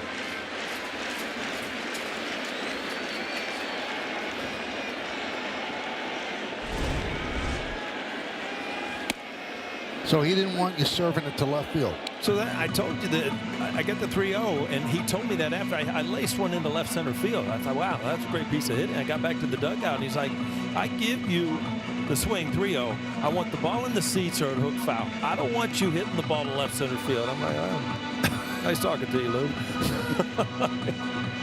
And that winter you were traded to the Yankees. Some things you just never leave. Yep.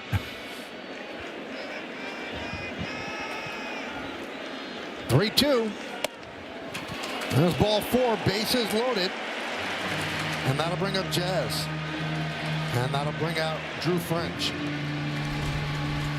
This is one of those pitches that would be challenged by the catcher or the pitcher next year. As you can see, it does catch that line outside, although Rushman had a lot of movement with his glove, so the framing came into that as well.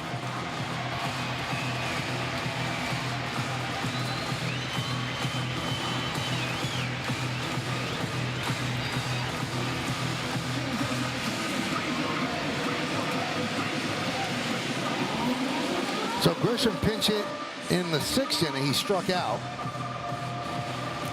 Austin Slater started in this spot. Slater was 0 for 2. And now C.B. Buckner's trying to break it up on the mound.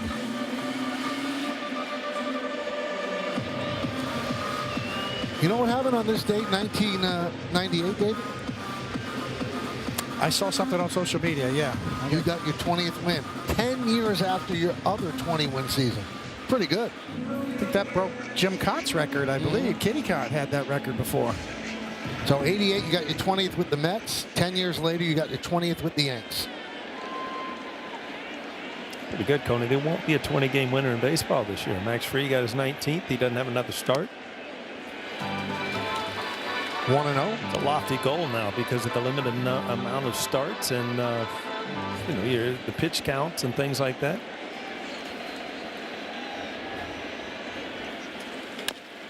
Chop toward first. They're going to come home. They get 1. Back to first. Not in time. Throw was high. So Chisholm reaches on the fielder's choice. The out at home is 3-2. Bases remain loaded. Well, he tries to pull an outside pitch and just chops it. You get the sure out. Rushman thought he might sneak one down there. Catch Jazz sleeping. So big spot for Volpe. He could break this open now. Yankees up 8-4. And we told you they have a little bit of a limited bullpen. With in all likelihood no Weaver and no Williams.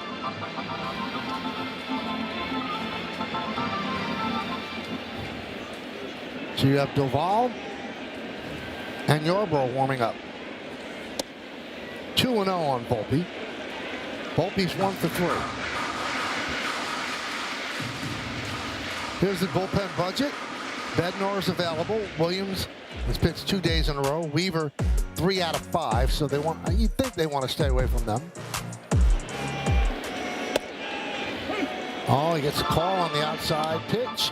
2-1. Well, that strike zone's kind of moving tonight, Coney. Huh? Well, and as I said before, the vast majority of pitches are of this ilk. Pitches off that are called strikes, as opposed to the other way around. So stay tuned for next year in the challenge system.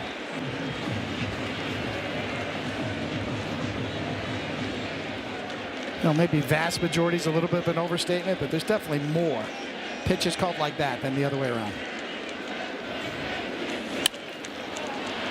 Sky high pop up.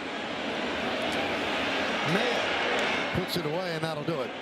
Yankees add a run on 2 hits, and they leave the bases loaded.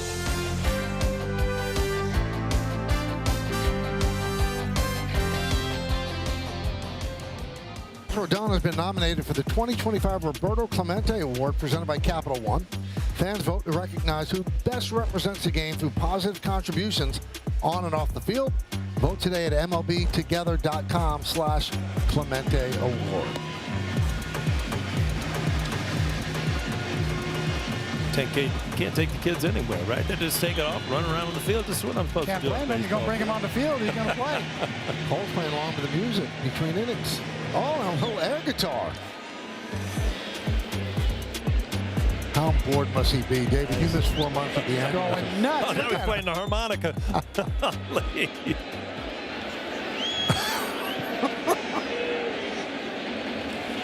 Doval comes on and throws a ball to Colton Cowser. Yankees would love to get him back to his all-star ability. 5 consecutive scoreless appearances for Doval. 2-0.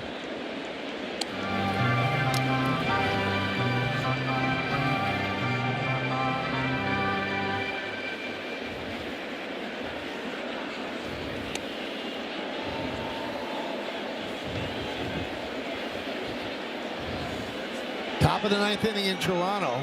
Blue Jays lead 4-2. Tampa Bay has a runner on first base and 1 out, so the tying run at the plate. Hoffman on the mound for the Blue Jays.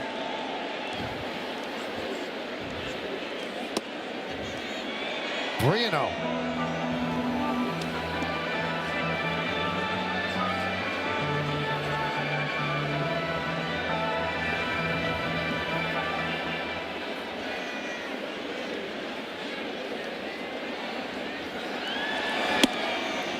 Pumps a strike in there at 98 miles an hour.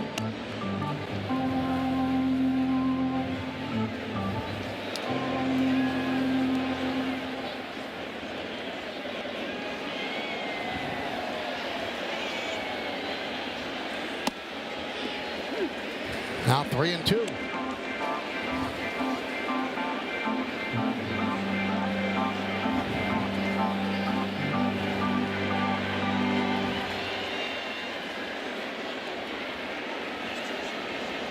And the payoff. Swing and a miss. Got him on the slider. 1 away. Well, we got all the way back into the count and then threw a nasty slider that started out over the plate and just ran way inside. Not a chance. Sometimes I guess as a pitcher, Coney, at 3-2, when you fight back, you just have to trust that they're going to expand the zone and swing, huh? Yeah, I mean, with a 4-run lead and a leadoff hitter, yeah, that's gutsy. A strike to Basayo. You know, you hear the term when you're describing pitchers and their arm action as a short armor or a long armor. This is a long armor. Big, wide arc. Yeah. Really reaches back. Just slings it, huh? And then kind of comes around the bend on a lower 3/4 angle. Tampa Bay runners on first and second with 1 out. Top of the 9th inning. And the Blue Jays trying to hold on to a 4-2 lead. Right here, Yankees lead 8-4. And down goes Basayo. Good to see him use this pitch, though, because it's a game changer for him as a finish pitch to be able to go down and out of the zone with that slider at 90 miles an hour and watch it come out of the hand and the spin. Looks like it's right down the middle, and then it just kind of dips at the last minute. There's Kobe Mayo. He couldn't hold up on the slider. 0-1.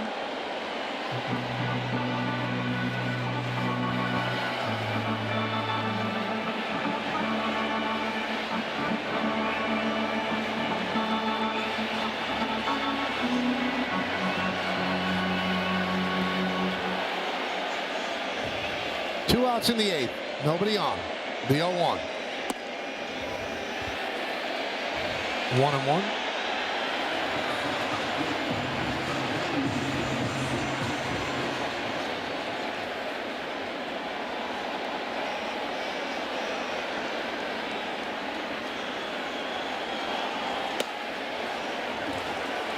A crowd of 44,596 here in the Bronx on this beautiful Friday evening.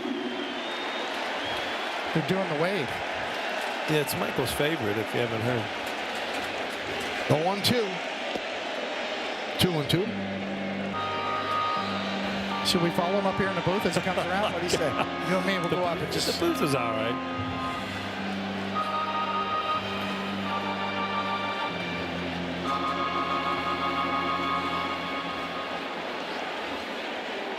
Two balls, That two ready, strikes, Colin? 2 outs. And that's an inning for Doval. He strikes out the side. We go to the bottom of the 8th. Yankees up by 4.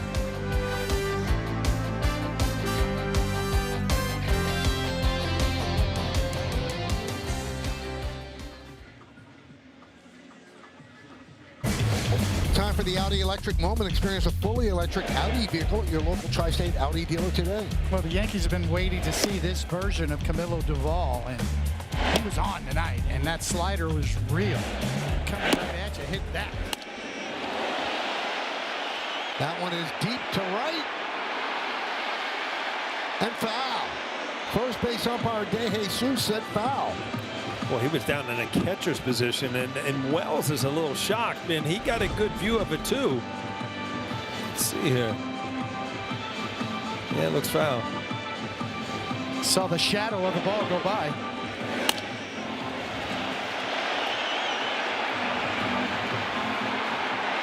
Little reverse fist.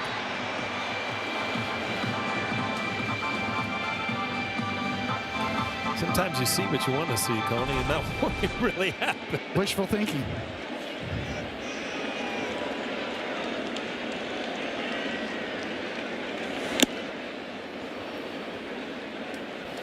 And Toronto holds on and wins 4-2. Tampa Bay had runners on second and third and 2 outs. Yandy Diaz at the plate, and he grounded out to third to end it with Jeff Hoffman nailing down the save. Yankee game's not over yet, so that half game doesn't mean much. If the Yankees hold on and win this, they will remain tied with 2 games left to go.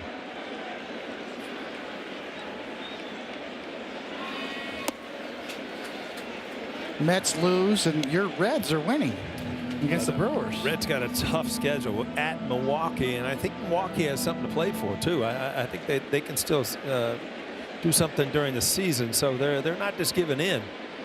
Big win for the Reds. Overall best record matters. Right now it's a rain delay in Atlanta. Well, that's the Pittsburgh score. Let's look at the Phillies have won. So that takes a little of the importance away from Milwaukee. That's who they're battling for best record in the National League. So the Reds lead 3-1 bottom of the 6th. Milwaukee will clinch the #1 seed with a win. Right now they're trailing 3-1. But if the Reds hold on with the Mets losing to Miami, it'll be a tie, and the Reds hold the tiebreaker with the Mets. So the Reds would go to the playoffs as the 3rd wild card, and the Mets would go home. Stay tuned tonight after Yankees coverage for the Best of Talking Yanks, presented by your local Ford stores. And get the top talking points from this week in Yankees universe, including John Boy's banter with Aaron Boone. That's tonight after the postgame on Yes and the Gotham Sports app. Bednar getting ready.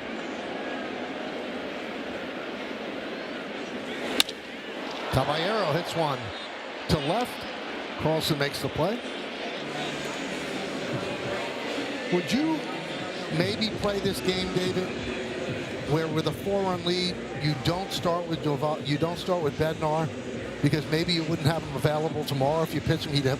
That means he would have pitched 2 days in a row. Yeah, I mean, that's the thought. You know, you have 2 pitchers warming up down there. Yarbrough's warming up, and of course Bednar's there just in case. So yeah, it makes you wonder. I might try to save Bednar in this with a 4-run lead. How much does warming up, getting out ready to come into the game affect you as far as not pitching? It matters. And they keep track of that. You know, how many times a reliever gets up and gets hot. Maybe count that as a half, but it matters.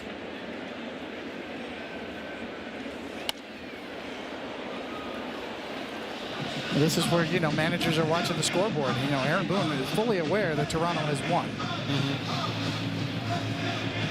So you manage to the scoreboard, too, this time of year.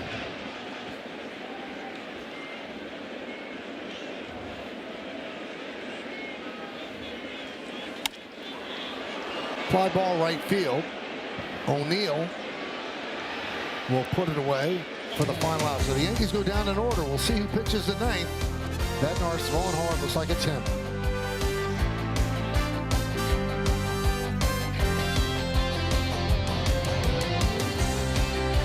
The answer to name that Yankee, those are the stats. They're impressive stats. A long career as well. And the answer is Gene Woodling. You look up Gene Woodling in your baseball history books, and he's an impressive player. Big player for the Yankees. Nice left-handed swing.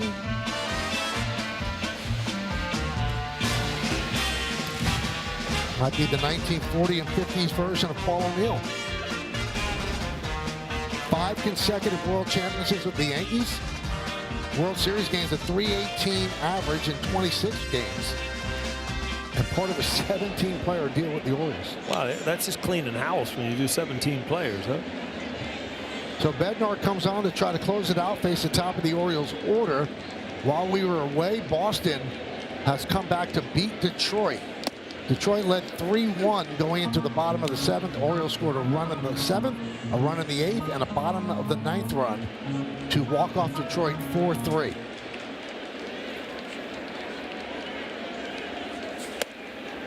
And what's at stake there is who's going to finish second in the wild card. And if the Yankees don't win the American League East, the team that finishes second is going to come to Yankee Stadium on Tuesday to play a best of 3 here in the Bronx.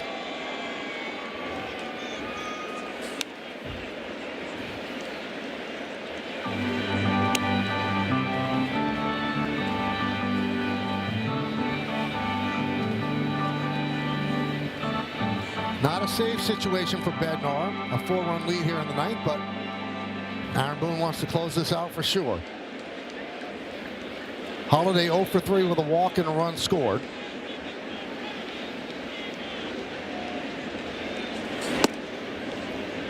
Jackson is 1 for his last 28. He's had a much better year than he did last year, but obviously this slump affecting his stats, hitting .244. 3-2, and he walked him. Well, let's take a look at the upcoming schedule brought to you by your local Tri-State Buick dealers, and then there were 2. Tomorrow, 1:05 on Yes. Sunday, 3:05. Everybody starts Eastern time at 3:05, and that game will be on Yes. The AL Wildcard Series would begin on Tuesday. The ALDS would begin on Saturday.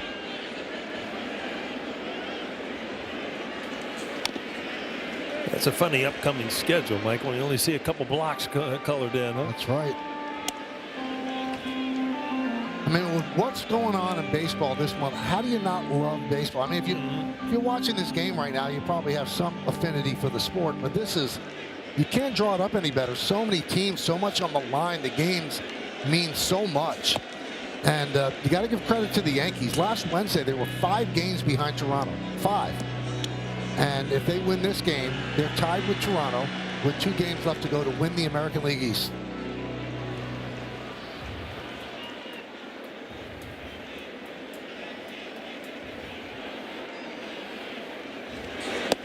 One and 2.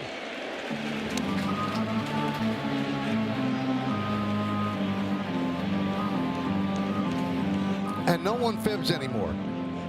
They all watch the scoreboard. Absolutely. There's so many teams to keep up with. Grounded to third. Caballero late with the throwing in the dirt. So Westberg will reach, and moving to second is Holiday. Yeah, Caballero could not get it out of his glove, and that extra little motion there cost him a hit right there.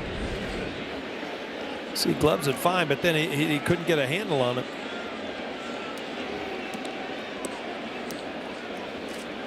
It's going to go as a base hit.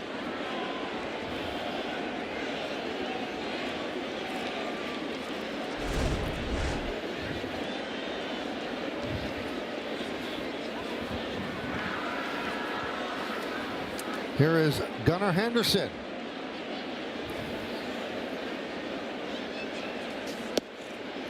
And a strike.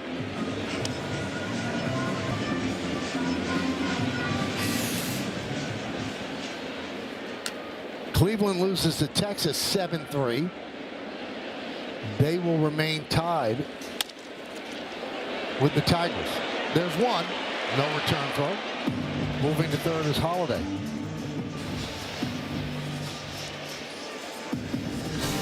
Well, fans, stay tuned after the final out for tonight's WB Mason Yankees postgame as Bob Lorenz, Jack Curry, and John Flaherty will have highlights and analysis. Meredith Marakovitz gets player interviews in the clubhouse, and we'll hear from Aaron Boone on the manager's report. It's all coming up next on Yes and the Gotham Sports app.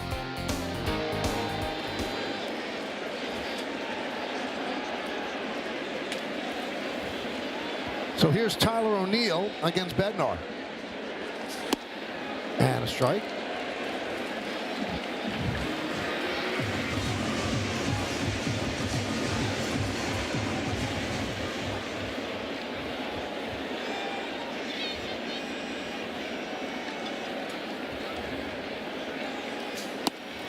Outside 1-1.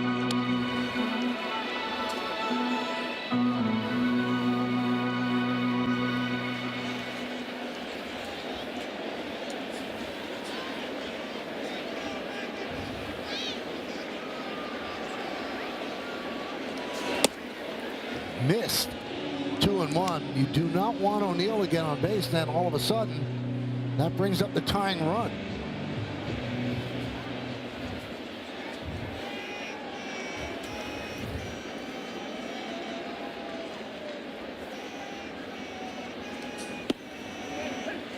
Loves that curveball. It's a great pitch for him. 2-1. He drops it in for strike.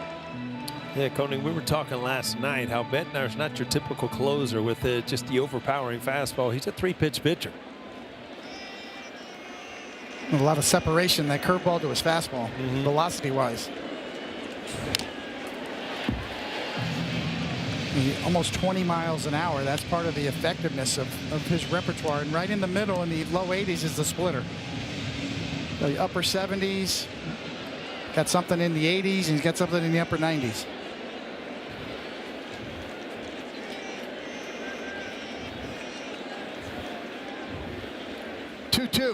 Swing and a miss. Got him on the splitter. 1 out away. Well, and a good one after a couple curveballs. And you go to something off speed, and you talked about it. It's just a little different velocity and a little different action, but a great pitch to get the strikeout. That's one of the harder ones we've seen him throw at 94. A real power split. All right, so Jeremiah Jackson is going to pinch it for Dylan Carlson. Runner at third, that's Holiday. Runner at first, that's Gunnar Henderson.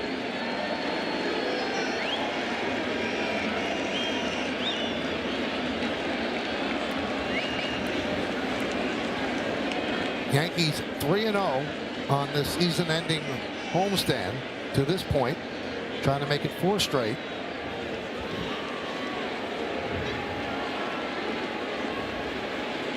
Runner goes from first. There'll be no throw. So Henderson takes second base.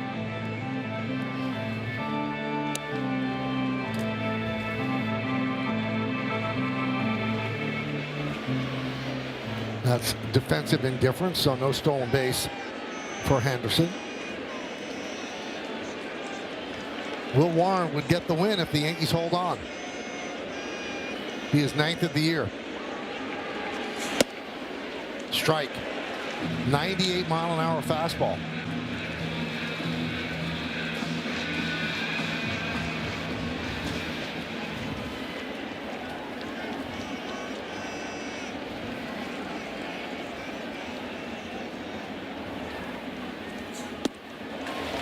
Did he go? Yep, he went on a curve, 1-2. Strike away.